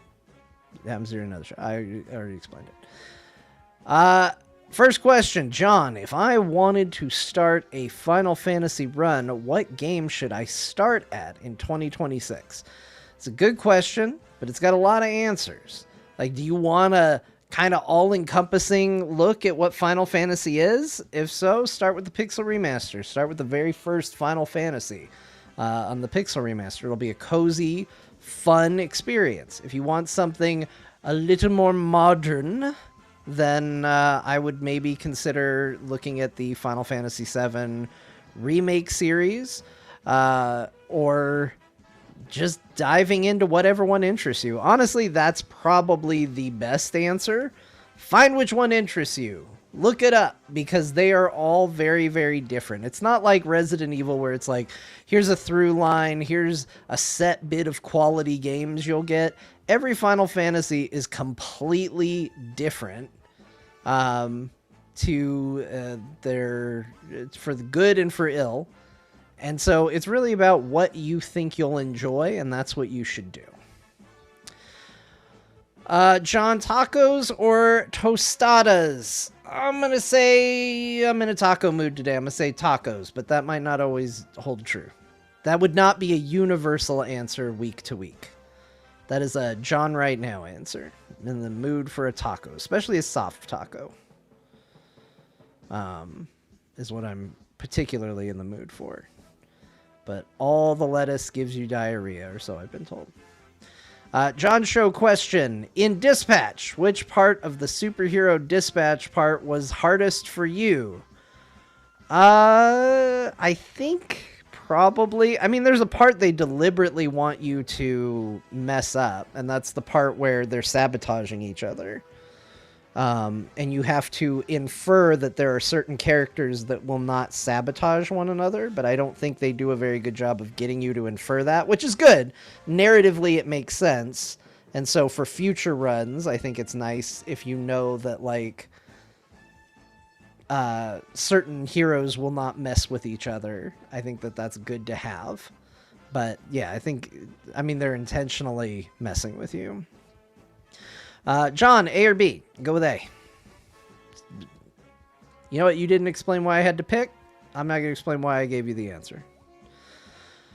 John, boobies or butt? Man, this is such a... Like, I've seen so many people answer this question, and I feel like I've never heard more commentary from the peanut gallery than when someone answers this. But I'm also not going to chicken out and just say boobies. There you go. Got it. John, cat or dog person? In terms of animals I would prefer around me, dog person. But I have been described as a literal cat person in that I have the temperance and behavior patterns of a cat, which I think makes me a cat person. Also, we have a cat. So even though I'm picking dog, I don't own a dog right now, but I have a cat. So I kind of forced into it. John, if you can choose to be one super friend, who would it be? I mean, you gotta be crazy not to pick Superman, right? Like, that's the thing, is like, you can think Superman's a boring character, but if somebody came up and was like, hey, do you want the powers of Superman? Who's gonna be like, no, I'd rather just be sad about my dead parents or his sidekick. Like, it's okay to like other superheroes better, but we all know Superman has the best power set, and you would be crazy to pick otherwise. John, coffee or tea? Man, a lot of either ors today. That's fine. Generally speaking, tea, because it's more all-purpose. I'll drink it as a drink. I'll drink it for medicinal purposes. You can get a little caffeine out of there, but coffee is a regular when I'm not sleeping well, which I'm not right now. So once again, a bit of a hypocrite because I'm going to say tea, but right now I would take coffee. John, are you going to try Rebirth with these new shaders that make it look next gen for basically no performance dip? I'm doing it now. It's wildly better. Yeah, I want to, because as many people have pointed out, Bo and I never did our Final Fantasy VII bonus content, and it was put off because I was going to play through Rebirth, and I stopped in the middle of it. And I need to finish that playthrough, and I think maybe these new shaders are the perfect excuse to go back to it. So I think that's what I'm going to do. Are you going to play the Marvel Tokon open beta this weekend? I don't think so. I think I just want to play the game. I'm trying really hard not to spend $100 on it because I want the ultimate version, because I think some of those costumes, the classic costumes, I'm a big sucker for classic Iron Man. I know it looks dumb, but I'm a huge sucker for it. And they put that stuff behind the friggin' $100 version of the game. And I'm constantly staring at it. Right now I've got a couple games. I want to try that new Avatar fighting game because I keep saying I'll get good at fighting games one day. And I love Avatar, and that seems like a real easy way to combine those things. So I'm tempted by that. You've got Halo Campaign Evolved coming up, which I'm also tempted by. Scott has me wanting Assassin's Creed Black Flag for some reason. And then we had that Dragon Sword Awakening game that people were talking about, where it's basically a gacha game with no gacha. And that's been really calling to me too. But maybe I just ignore all of it and spend $100 on Marvel Tokon for next month early. I don't know. I don't have enough money to cover all these games, so I can't figure out what is going to get sacrificed. And it's not just going to be one game. It's going to be a lot of games sacrificed right now. But man, compare that to September when everything comes out. That's the other option. Maybe I should just save up for September when everything comes out. John, who will win the Hungarian Grand Prix this weekend? Mercedes, Ferrari, McLaren, Red Bull, Alpine, Racing Bulls, Haas, Williams, Audi, Cadillac, or Aston Martin? Do you think Aston Martin's new upgrades will hurt it? An upgraded Aston Martin? That sounds like James Bond. So I'm going to say that, because you've hit my James Bond fandom. Should I study for my engineering exam in 2 hours or just YOLO it? You should always study. You're not going to get this time back. You know, all you can do is help.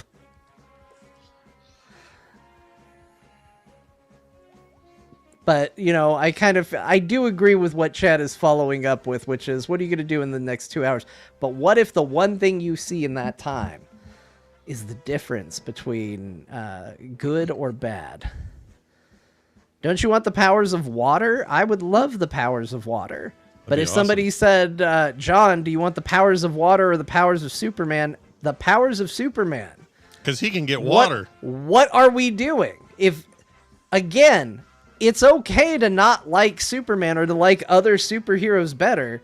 But if they're offering you literally anything else next to the powers of Superman, take the powers of Superman. Spider-Man's my favorite superhero, but if they said, John, you can have Superman's powers or Spider-Man's powers, Superman! He's got all the powers. Like, it's what you pick. Okay? That's it. If somebody asks you if you want Superman powers, you say yes. Always. He can he can go to a dam and stop the water, or take the water, or do whatever he wants with water. Yeah. We'll do one more, and then it'll be, John, what elemental damage type do you like the best? I mean, in terms of Avatar, I'd probably be a airbender, I think is where I would fall on that scale.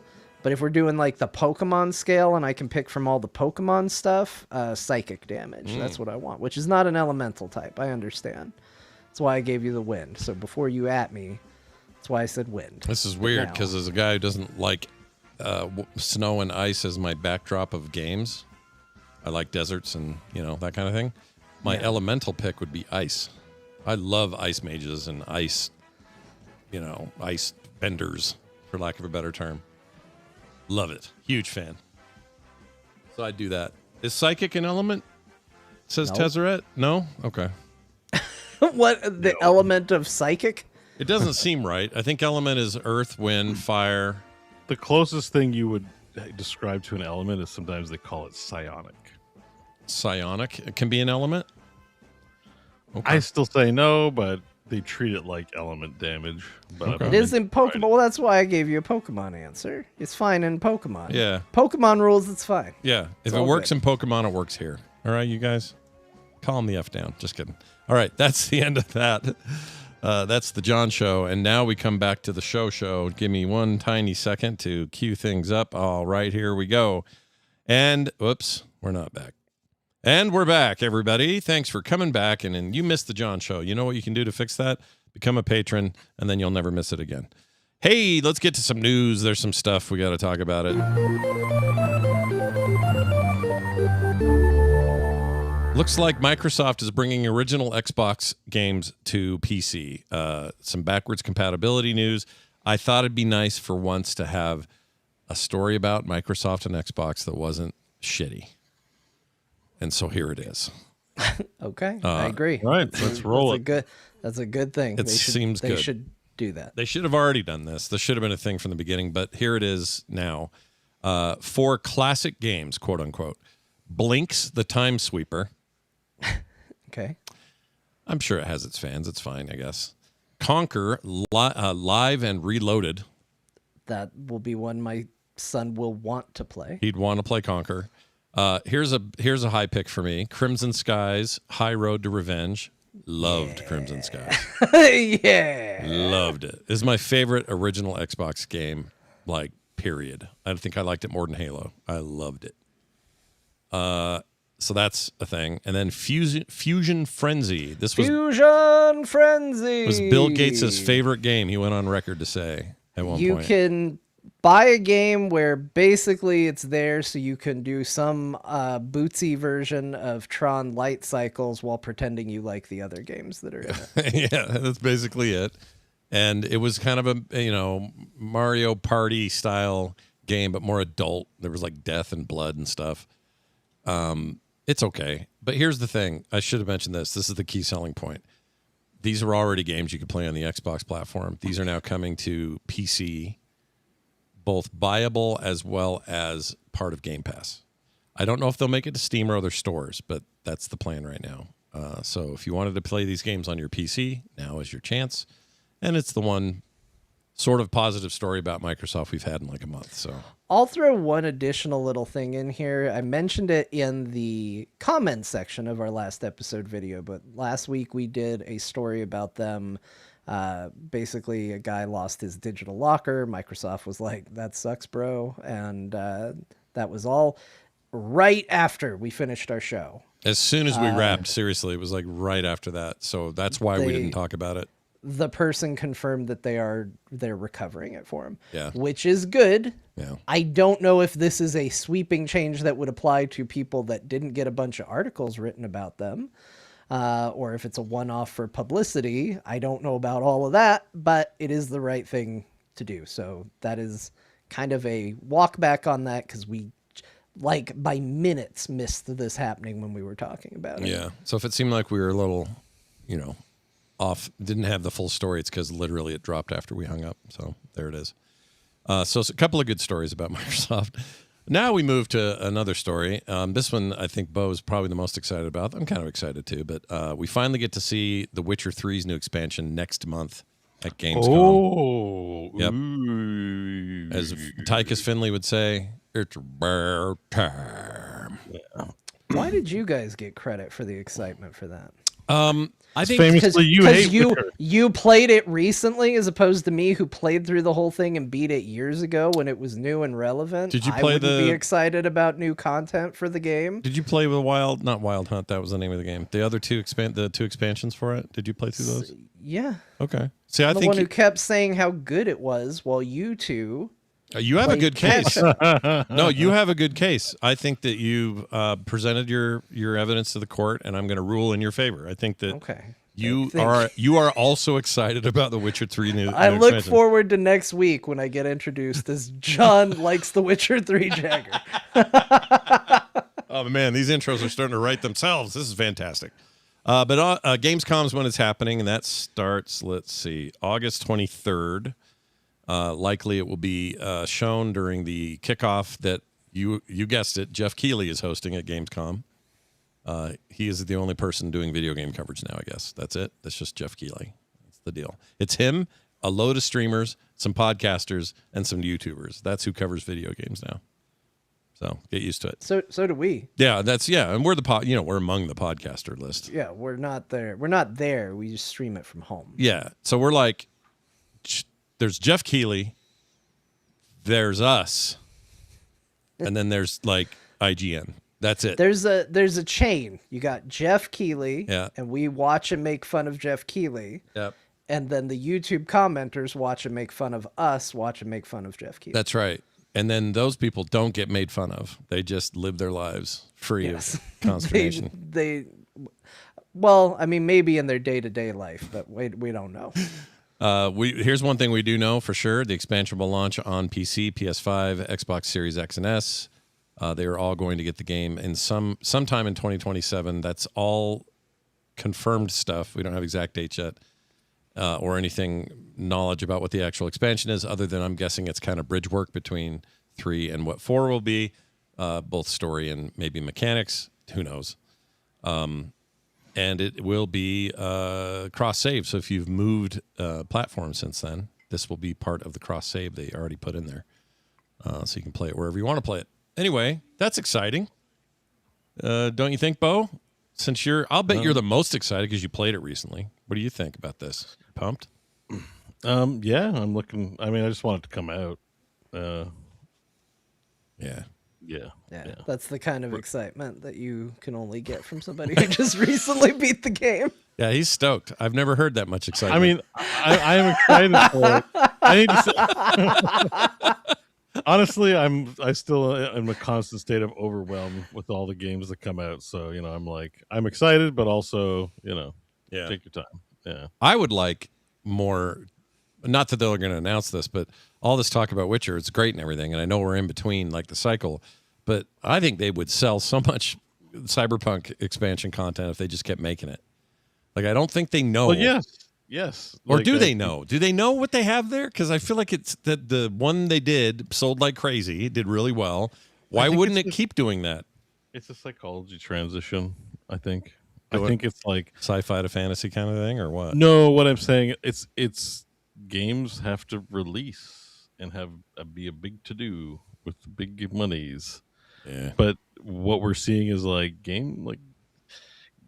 that's one way to do games, right? Which is just like it's your new Assassin's Creed, and boom, it's launched, and now we're done. But Yakuza has really proven to me that a game can hold interest if it's just kind of the same thing, but a continuation of the story. Like, you don't have to be that earth-shatteringly different. You don't have to be like, well, we have to make Night City all over again. Mm. WoW has proven this. It's, a 25-year-old game. People are still patronizing it. It's like, I think you can take some of these really beloved things. I mean, even to some extent, Grand Theft Auto, like it became an online thing, but they still release content. But like, high stuff, I think they're new stuff. If they would have just done new story expansions, like I don't know how it works internally, like whether that's just too much load on the team to work on new tech and then because you'll eventually want to do the sequel. Yeah. But I would take not an expansion, but just the Yakuza treatment. Like, here's Night City, and here's it all rendered and shit, and we're just gonna re-release like a bunch of new missions, a whole bunch of new stuff. Like, just get that pipeline going for that kind of business. So I don't know if that's what they're doing with the Witcher 4, 5, and 6, because they're apparently trying to release those in a very quick cadence. Yeah. The remake of 1 as well, right? Like Yeah, that's another team though. But 4, 5, and 6, like, because those games famously take like a decade before you see another one. Yeah, it's true. So like, which we've already gotten to with 3. Like, we're a decade last year. So yeah. But like, I suspect that might be what they're doing with 4, 5, and 6, where it's like there might be location reuse and things of that nature to save time, right? Like, as long as that game relies heavily on its writing, but there's like, you could set 6 games in Novigrad make Novigrad a little bigger, but Yeah. like there's enough meat on those bones to have a new plot all the time, or just plan it out that way. And they're already doing that with DLC. Like, that's already the psychology behind DLC, where the whole game is the game plus the DLC, and it just doesn't. In a perfect world, they're developing that alongside the release, like not necessarily the release. So you could just, if you had enough runway, and you have an IP, is like of interest, Witcher, they can have a high confidence. People will buy it and check it out. Mhm. You could plan that way. So, I think maybe they're finally getting it. And I think like this expansion is kind of an experiment, like an early experiment in this regard, to like show that they're on the right path. If this thing sells like gangbusters, it's like, Yeah. why don't we do that for Witcher 4, 5, and 6? Yeah, it could determine a lot about the future of it. I mean, I know there was a lot of chatter when Cyberpunk first came out that they were going to attempt to mimic what Rockstar had done with Grand Theft Auto 5, which was this long tail of content and money generation with the online service. And there was talk of that, but then the thing launched so janky that it felt like they immediately pulled back on that. And sometimes I feel like they maybe pulled back too soon. It's because they did the buzzword thing. They were trying to make it an online game. There's supposed to be an online component of Cyberpunk, and that's the whole. Oh, this game has done really well with this, so let's do it too. And it just doesn't always work. It often doesn't. Like, you have to look at what's working in your own yard and like capitalize on that. I think, like, if you're, so it's like, well, people really like playing Cyberpunk. They're enjoying the anime, the new story, which is just new stories. Like, there's no reason some of those stories can't be just new stories in Night City, new apartments. It doesn't have to be that. Like, I think it really hinges on like strong writing. So just make some new metahumans or whatever it is, however it is you make your new NPCs, make some compelling characters. Yeah, and just they don't all doesn't have take to 10 be. years, They don't have to be Idris Elba every time. You could do some.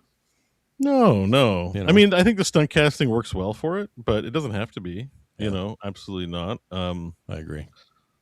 I think like the part of the problem with Cyberpunk is like everyone dies, so you don't get like good recurring characters like Majima and Yakuza or something like that. Where you're like looking forward to seeing them. Mm-hmm. But you could do that, like have a rascally character that constantly turns up like a bad penny all the time, and just like, oh, this guy again. I love to hate him. He's.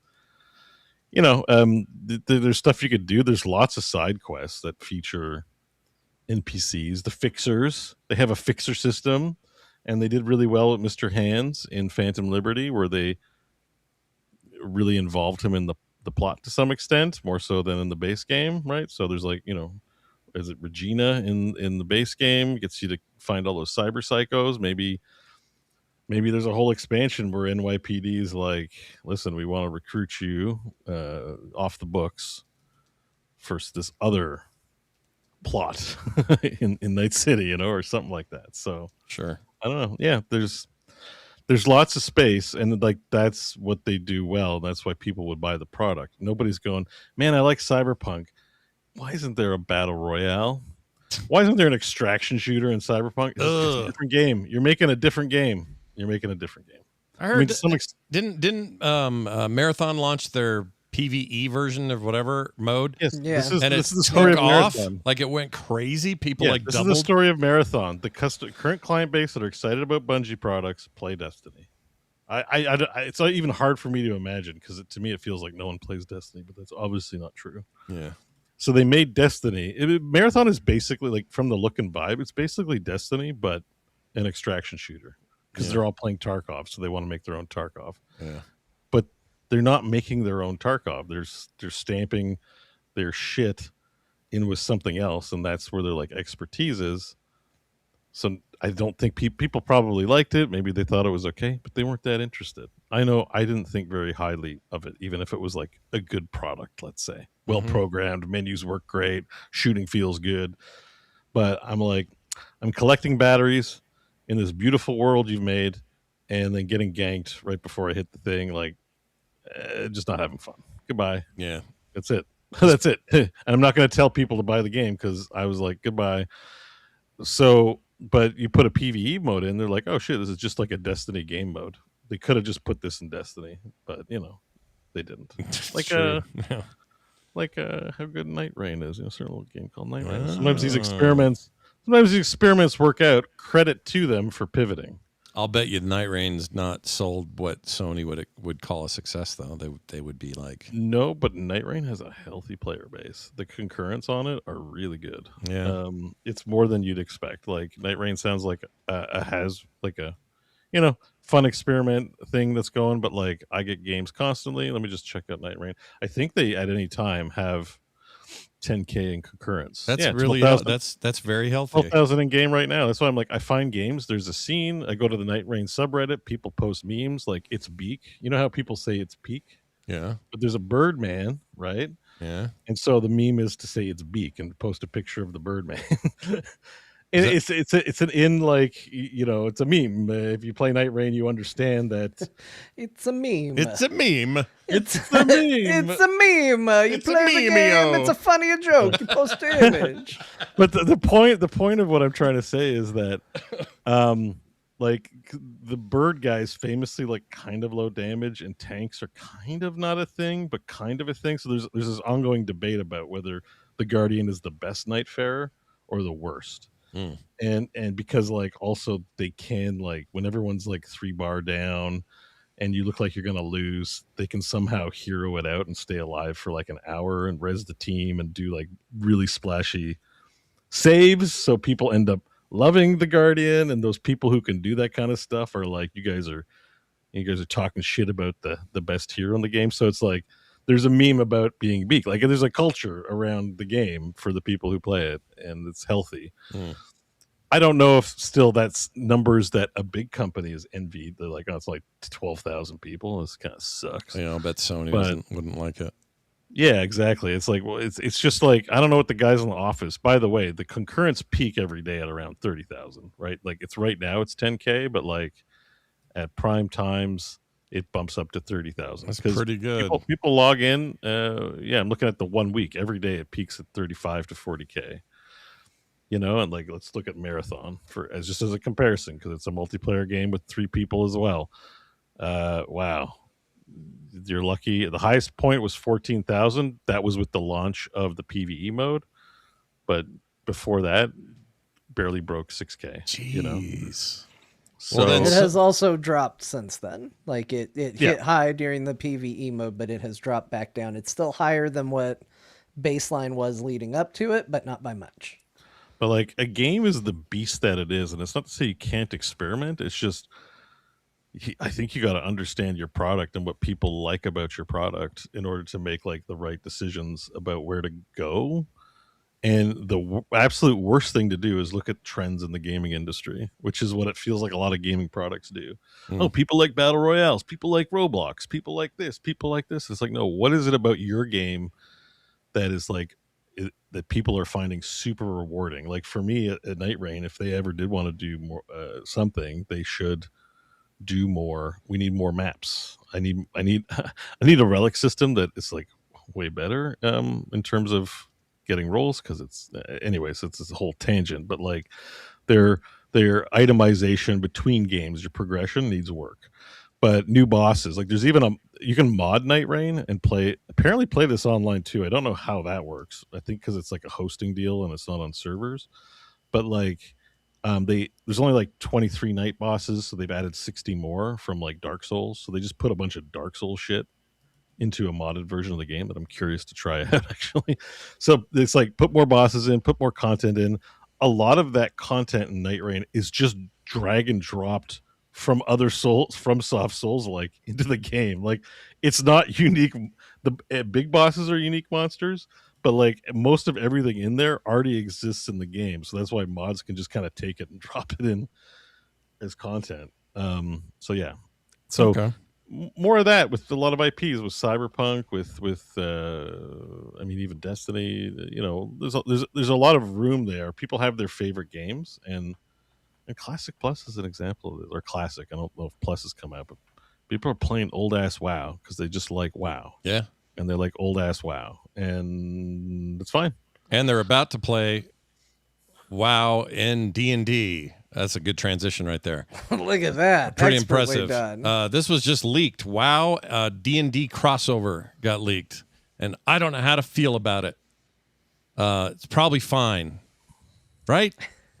I don't know. So this makes sense. Is it Haidt? Like Jonathan Haidt? Was it? John No. Haidt, yeah. John Haidt. Yeah. Yeah. Yeah. The WoW guy. The WoW Yeah. writer. He's on the writer team. He's at the Hasbro CEO. now. Yeah. Well, he's at Wizards. I Oh, think. I'm sorry. He's at Wizards. I meant. Well, yeah, which is that's what I Hasbro, meant. Yeah. but he is like what's important is he's been out in the media. I've watched a few interviews of him and stuff, repping Wizards. Like, so it's like, oh, that that makes sense. That connection right there, like they have inroads. Oh, let me call a guy at Blizzard and let's do a product, right? Yeah. So it sounds like we don't really know what it is, but it sounds like because it appeared on the Roll20 site, Mm-hmm. going to be like Like content, a for, campaign for D&D. yeah, a campaign setting for D&D. That's World of Warcraft, And there They've might done be it for- some crossover in WoW with like some quests or some collectibles or a Yeah, mount you get- or something. You get your races, you get your classes. You'll have Death Knight, and you can play WoW D&D now, and that doesn't sound terrible, honestly. No, I think one Sounds- of the big advantages is that World of Warcraft has had some ups and downs in terms of storytelling, but the one thing that I would argue has remained very consistent for World of Warcraft is the world. And because people have spent so much time in it, regardless of when you started or stopped, those zones and those areas and those worlds and those factions and all of that is really well known. And I think that is going to make for, if they build a good core rule set and it's more than just like, well, just play this. Yeah. That I think is going to be a fun option, because I know one big barrier to entry with the worlds within Dungeons and Dragons is that's a lot of book lore. You want to dive down that. Like, yes, you can homebrew. Yes, you can do your own thing. Yes, you can kind of just do whatever. But there's a lot of learning there, and I think it's pretty easy for someone to go, well, I know the World of Warcraft. Like, I can build a campaign around this. I can tell a story within this world. In fact, I'm sure there have been people who have wanted to, beyond just the Goldshire Inn. Like, there's probably a lot of stories out there for people that have been kind of interested in role playing their own story and all of that. So I actually think this is cool. And I think it's kind of a logical place to do this sort of thing. Well, yeah, we'll see how it goes. We don't know much about it because it's a leak, but I'll bet I know a few people that work there are probably really stoked. They're huge D&D people, and It's probably a fun project to put together. Yeah. There's probably have no shortage of volunteers who want to contribute to the project on both sides of the camp. yeah. And famously, 4th edition was back when Wizards was playing a lot of WoW in the heyday of It WoW. was influenced by it, right? Yeah, there's a lot of influence, like per day, per encounter abilities. Like, it kind of drove a wedge. I think a lot of people, it wasn't explicitly WoW inspired, but a lot of people said like, ew, this game feels like I'm playing a video game. It's D&D. I don't want it to work that way. So I'm curious, because that is kind of how WoW abilities work, right? Like, is it going to take spell slots to Bubble Hearth? Mm-hmm. Or Yeah. is Are that they gonna- on a really big cooldown once a week? What are we doing here with Well, because I how some of remember these abilities work? there was a Like, lot of criticism of that with 4th edition, right? At the time, Yeah. they're like, you're it's going to very dumb down the crunchy. rules or Even an whatever. early level. Like, if you were a warrior and you had the taunt mechanic, you had to add a debuff to all the enemies within range that would taunt you, and then the DM would have to decide if they attack anyone else, that creature would take 5 damage. Mhm. And I'm like, I don't want to calculate that. Like, the taunt should be a skill check. Like, if you successfully convince somebody, intimidation roll something to get their attention, then they're taunted. Mm. But pressing the taunt button to taunt everything in the room because for some reason hand wavy, the fighter can just provoke attention. There has to be, I think with D&D, what really sells well is the narrative Like you don't just swing and do damage, even though mechanically that's what you do. But there's like a narrative behind it. I jumped over a barrel. I, gonna punch as a monk and then do a couple of combo punches, like and maybe something emerges out of these descriptions that would not happen if you're just strictly obeying the rules and playing like a video game or a board game. Yeah. That like asking the player how they do a thing might also mean, oh, one of the NPCs, like I might just do something with that, and then you might do something with something I say, and so that wowification of fourth edition puts so much crunch in that it taxed everyone's mental energy on the theater of the mind and what's going on in the game. So I hope they don't, and I wonder how the translation's going to go. Like I said, I hope the Warriors don't get a taunt button, because it's already dumb enough in game, but we live with it.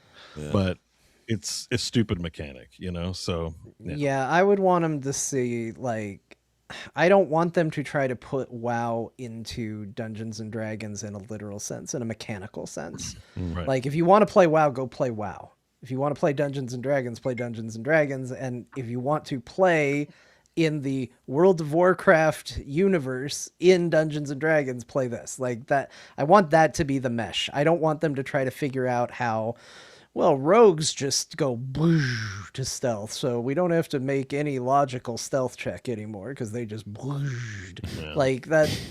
That's not how any of that should go. Like that sort of stuff. I think, and I hope the lesson, because it felt like 5th edition they got this, is that people can build their own stuff if you leave them the freedom to do so. Yeah. And I think that was one of the bigger issues with 4th edition, is it put so many mechanical restrictions on things. I think it might have been Kyle who brought this up, so I might be stealing it from him, where it was like, hey, you're this great sorcerer that can launch fireballs and do all these things, but you can't magically light a campfire because the mechanics don't allow for it. Yeah. That's just scratching the surface. Like one of the other issues too, I think max level is 30, and then there's subclassing at 10, and then further specialization and subclassing at 30. Now, you remember how much crunch there was just doing 20 levels with only one subclass choice early on, right? Like, you would get to a point at high levels where you'd have like hundreds and hundreds of hit points, and the enemies are like giant sponges, like problems you'd find in a video game, but you have to math it all out at the table. Like, just awful decisions that weren't practical, but maybe fun as an experiment.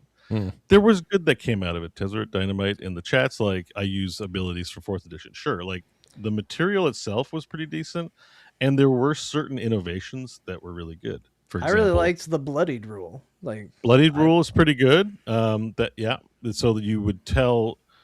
You usually don't communicate hit points when you play D&D, but it is an indication that they're below half. That means they could expect a phase 2.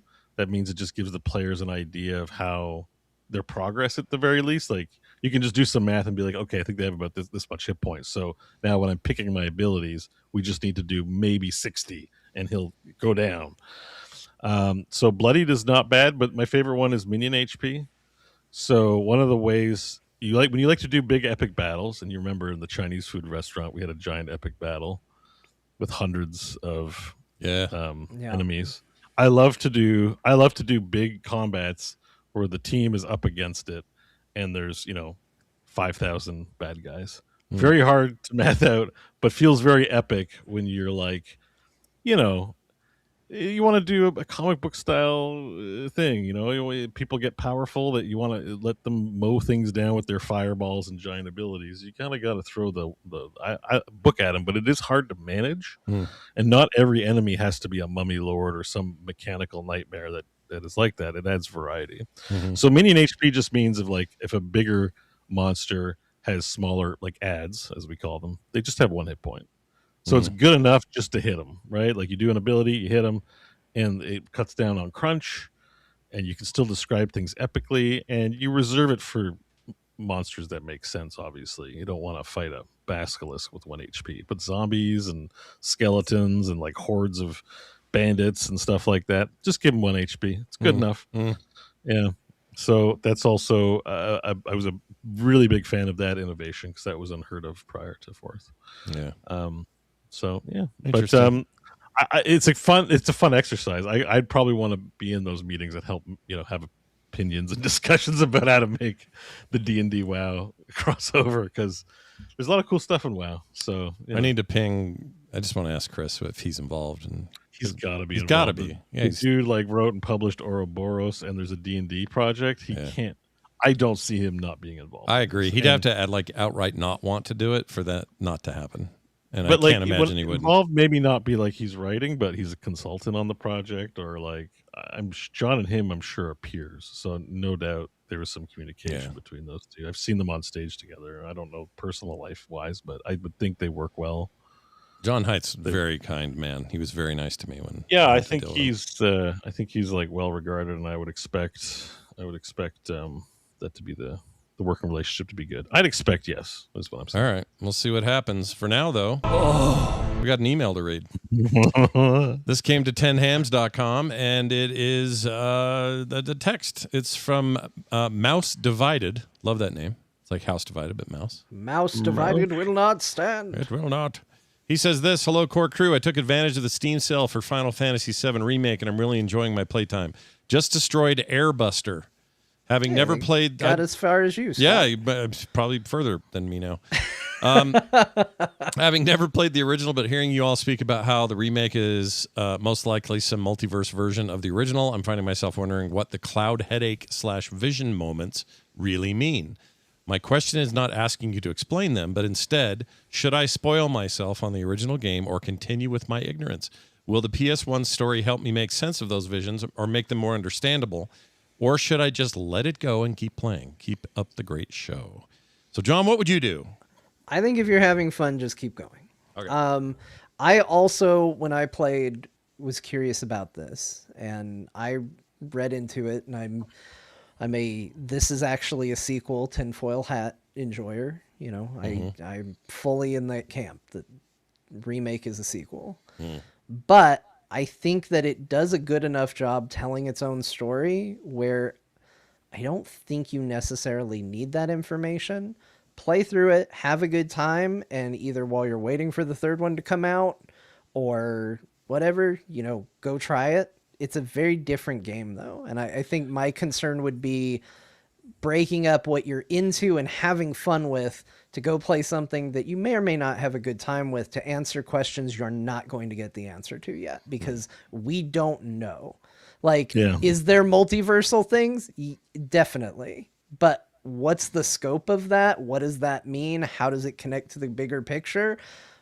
We still don't have the answer to that. So going to try and put those pieces together, you're not going to get a resolution. So you might as well just keep having fun. It's a good point. The third part's not out yet. Right. So we don't, and they're saving that. I think the second one has given us a little bit clearer of a picture. Sure. But I would hope so by number 2 you would. But I couldn't, like John said, the explanation, we're still in theorizing land. We can still chat about it and be like, I don't know, maybe it's this, maybe it's that. One thing I will say though, even though it's a variation, it follows the original game very closely as well. So if you're enjoying the new ones and go back as a chore to find out or to watch, you'll spoil what you're currently playing. And if there's any enjoyment from the mystery because it's new to you, I would value that over going back. It's a very old game. So, and it's the PS1 era graphics business.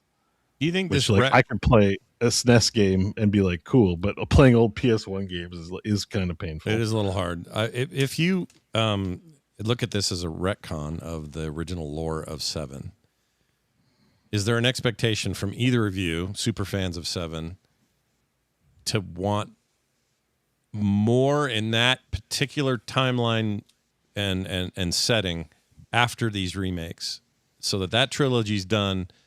Can they then, I don't want to get into what characters don't make it through or any of that shit, but sure, would you like to keep going in there? And is that the idea? Do you think that's what they're doing here, is resetting it and making this the retconned, now this is canon, this is the timeline, and now we're going to make more on top of this because this is such a money-making I'll try to answer franchise. quickly to give John a chance to respond if he has more fulsome, but my answer is both yes and no. Like, I'm happy just to replay it, but if they've got a good thing up their sleeve, I'm also happy to do another one.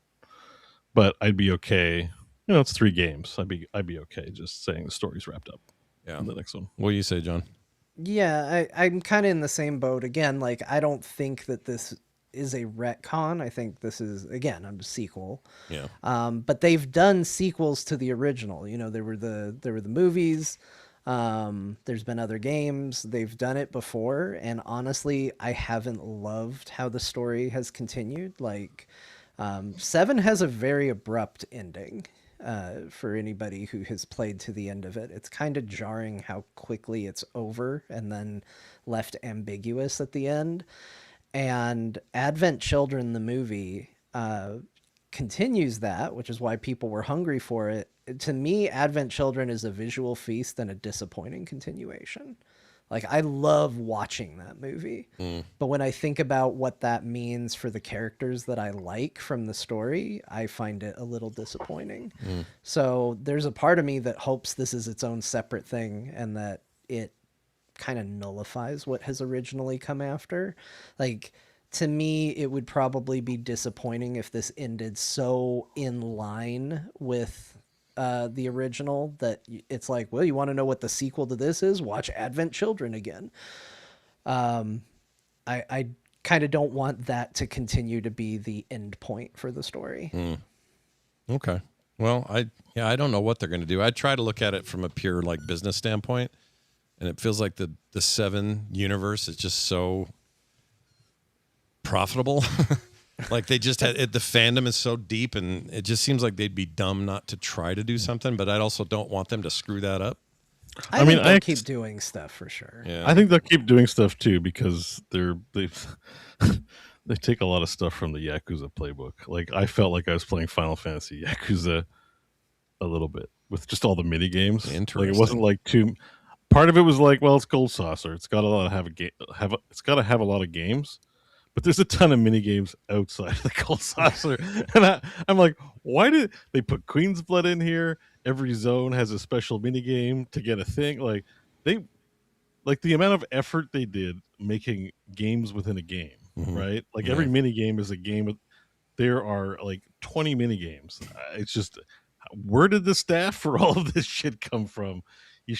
So I hope 3 is like minigame free because they're gonna make it like a balls out fighting game, and like which includes like new content, but they can take all their content from 1 and 2 and toss it in there remixed and give us a good meaty chunky even replayable game. I don't think they're gonna do that. I have like high expectations. It's gonna be Cloud Yakuza 3, so if there's karaoke, I'm in. Let's do it.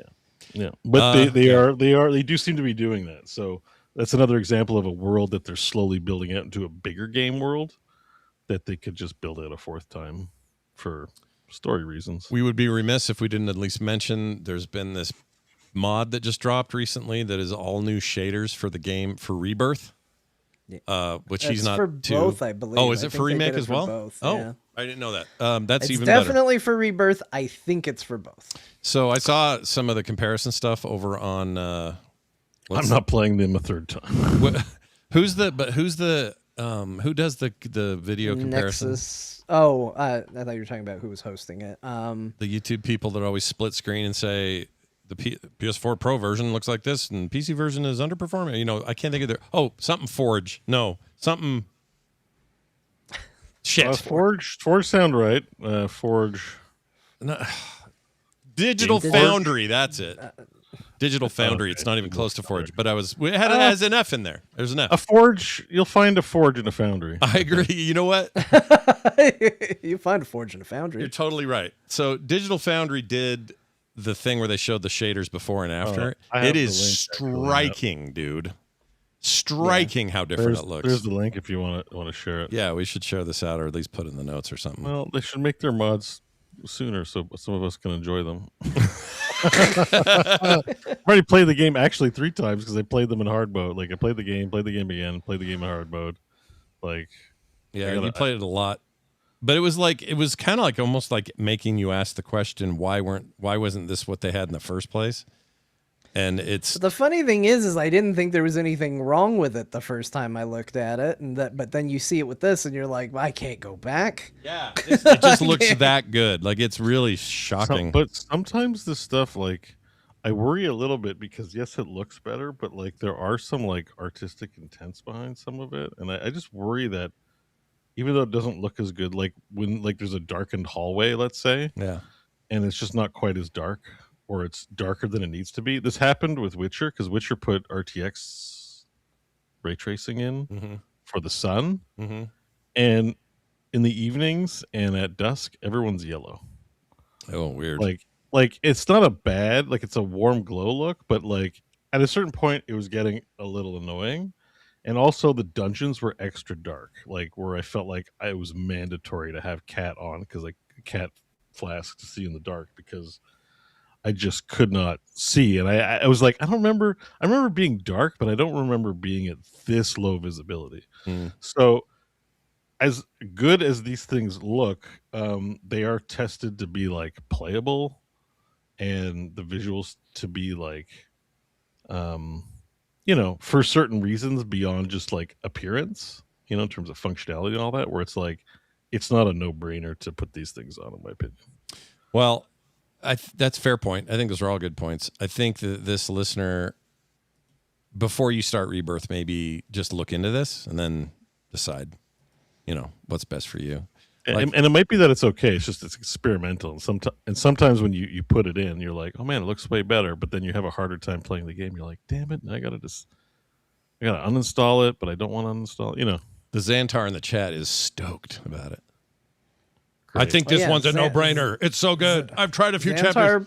Plays it all the time. Like, yeah, he's into big Final Fantasy fan. Yeah, if you're playing it's good timing, but like, I'm done with it. Yeah, sure. What are you gonna say, John? I'm in the middle of a playthrough because Bo and I kept putting off our bonus show until I finished the Rebirth playthrough. So maybe very I nice. will finish the Rebirth playthrough with this turned on. Nice. See, some of us here finish games twice, and some of us here finish them never. And that's me. All right. That is your feedback this week. Thanks for that. Keep it coming, 10hams.com, or you can send us an email to show. It's not on here. Why? Where did I move it this time? It's show@core.show. That's it. Show@core.show. Core@show.core. Shit. I'm really not trying to screw this up. Show@core.show. That's where you send it in, okay? Show. Now, before we go, we have to do a thing. It's this. We let the soldier on the front send his letter home about today's games to remind Martha what we played, and that's mainly just because some of you at home aren't paying attention. Wait, before Martha starts, can I just congratulate us? On what? We didn't talk about AI the entire 4 hours.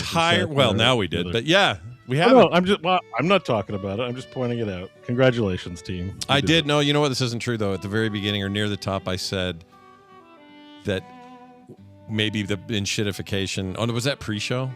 Might have been pre-show. I wasn't listening anyway, so it doesn't count.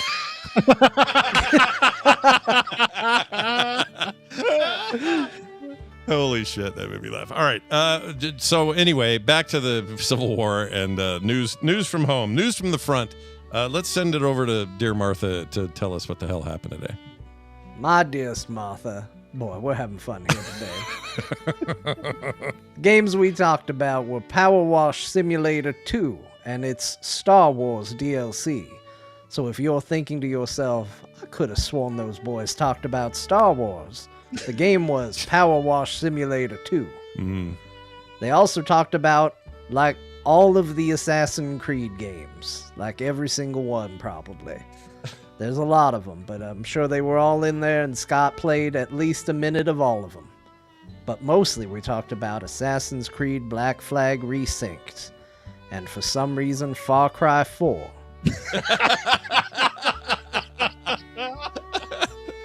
We also talked about Grand Blue Fantasy Relink for a second or two. And Minigian Renegades Yeah, briefly. got mentioned. Yeah. You look it up. John played Marvel Midnight Suns. That's a game. Bo played, and I'm checking this, it's not Elden Ring Night Rain. Now, he played that too, but he also played Doom the Dark Ages Revelations. Not to be confused with Final Fantasy VII Revelations, which is a game that is not out yet. Yeah, no.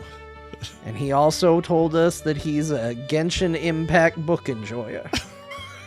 Yeah, that happened. And Elden Ring Night Rain. I'll just say it again, Yeah, in case you missed it. sure. And then you Your- sign out. your- Oh, yeah. Go ahead. It's a letter. It's not interactive. Scott's done with your letter. Yours in this life and the next. Apparently wrote too long. Yeah, no numbers? .com. Okay.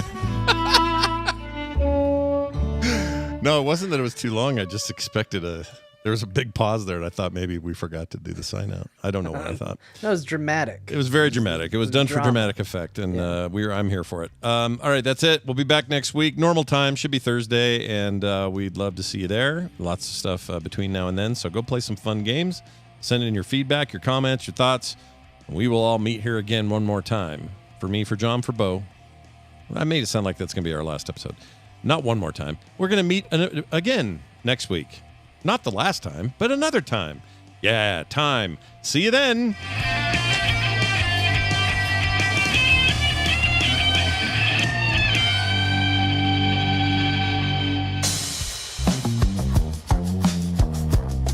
This has been a Frog Pants production. Find all our shows at frogpants.com. Back to Pokemon Go. Okay. Pokemon. Pokemon Go. Love that lady. Pokemon Go. I both hate and love that lady because she was wrong, but also funny. Well done. That was awesome. Sorry so late for you, Bo. What is it, 9:30 over there? It's 9:30. But you still got some night rain in you. Yeah, it's Morbin time. Yeah. Yeah, more than time. Go play some Morbin. Man, that Midnight Suns talk got me thinking about Midnight Suns, but also It's a stoked for good that Star game. Wars thing. The Oh, Yeah. Zero Company also coming out in a month. yeah, dude. Yep, it's real soon. But Midnight Suns, Scott. I know. You never finished it. You No, I didn't. collect And- all the characters. And you know and what part of my costumes. problem was is that I didn't like sitting through dialogue that I just wanted to get to the game, and Just now skip it. hearing Skip it. hearing you say that today, just I don't know, it reinforced my You know the Marvel characters? Yeah, like I'm fine. when Spider-Man shows up and like a Hydra soldier's like, I'm gonna punch you. Do you need to know why? Like No. you just Spider-Man's gonna punch him. yeah, he's gonna punch him, or Iron Man's gonna shoot shit out of his hands, or whatever it needs to be done. It'll be done. Yeah. So let's get to doing it. Have a great All right, night. guys, Enjoy good show. yourselves. Thanks everybody for listening. Always good having you guys here. I hope you had a nice time tonight. I know we did. It's a long show, but we're here for it. And thank you for being here for it. What's going on? Film Sack this weekend. I'll probably do some other stuff too. Don't know what yet, but keep your eye on the prize. Thank you all for being here. See you next time.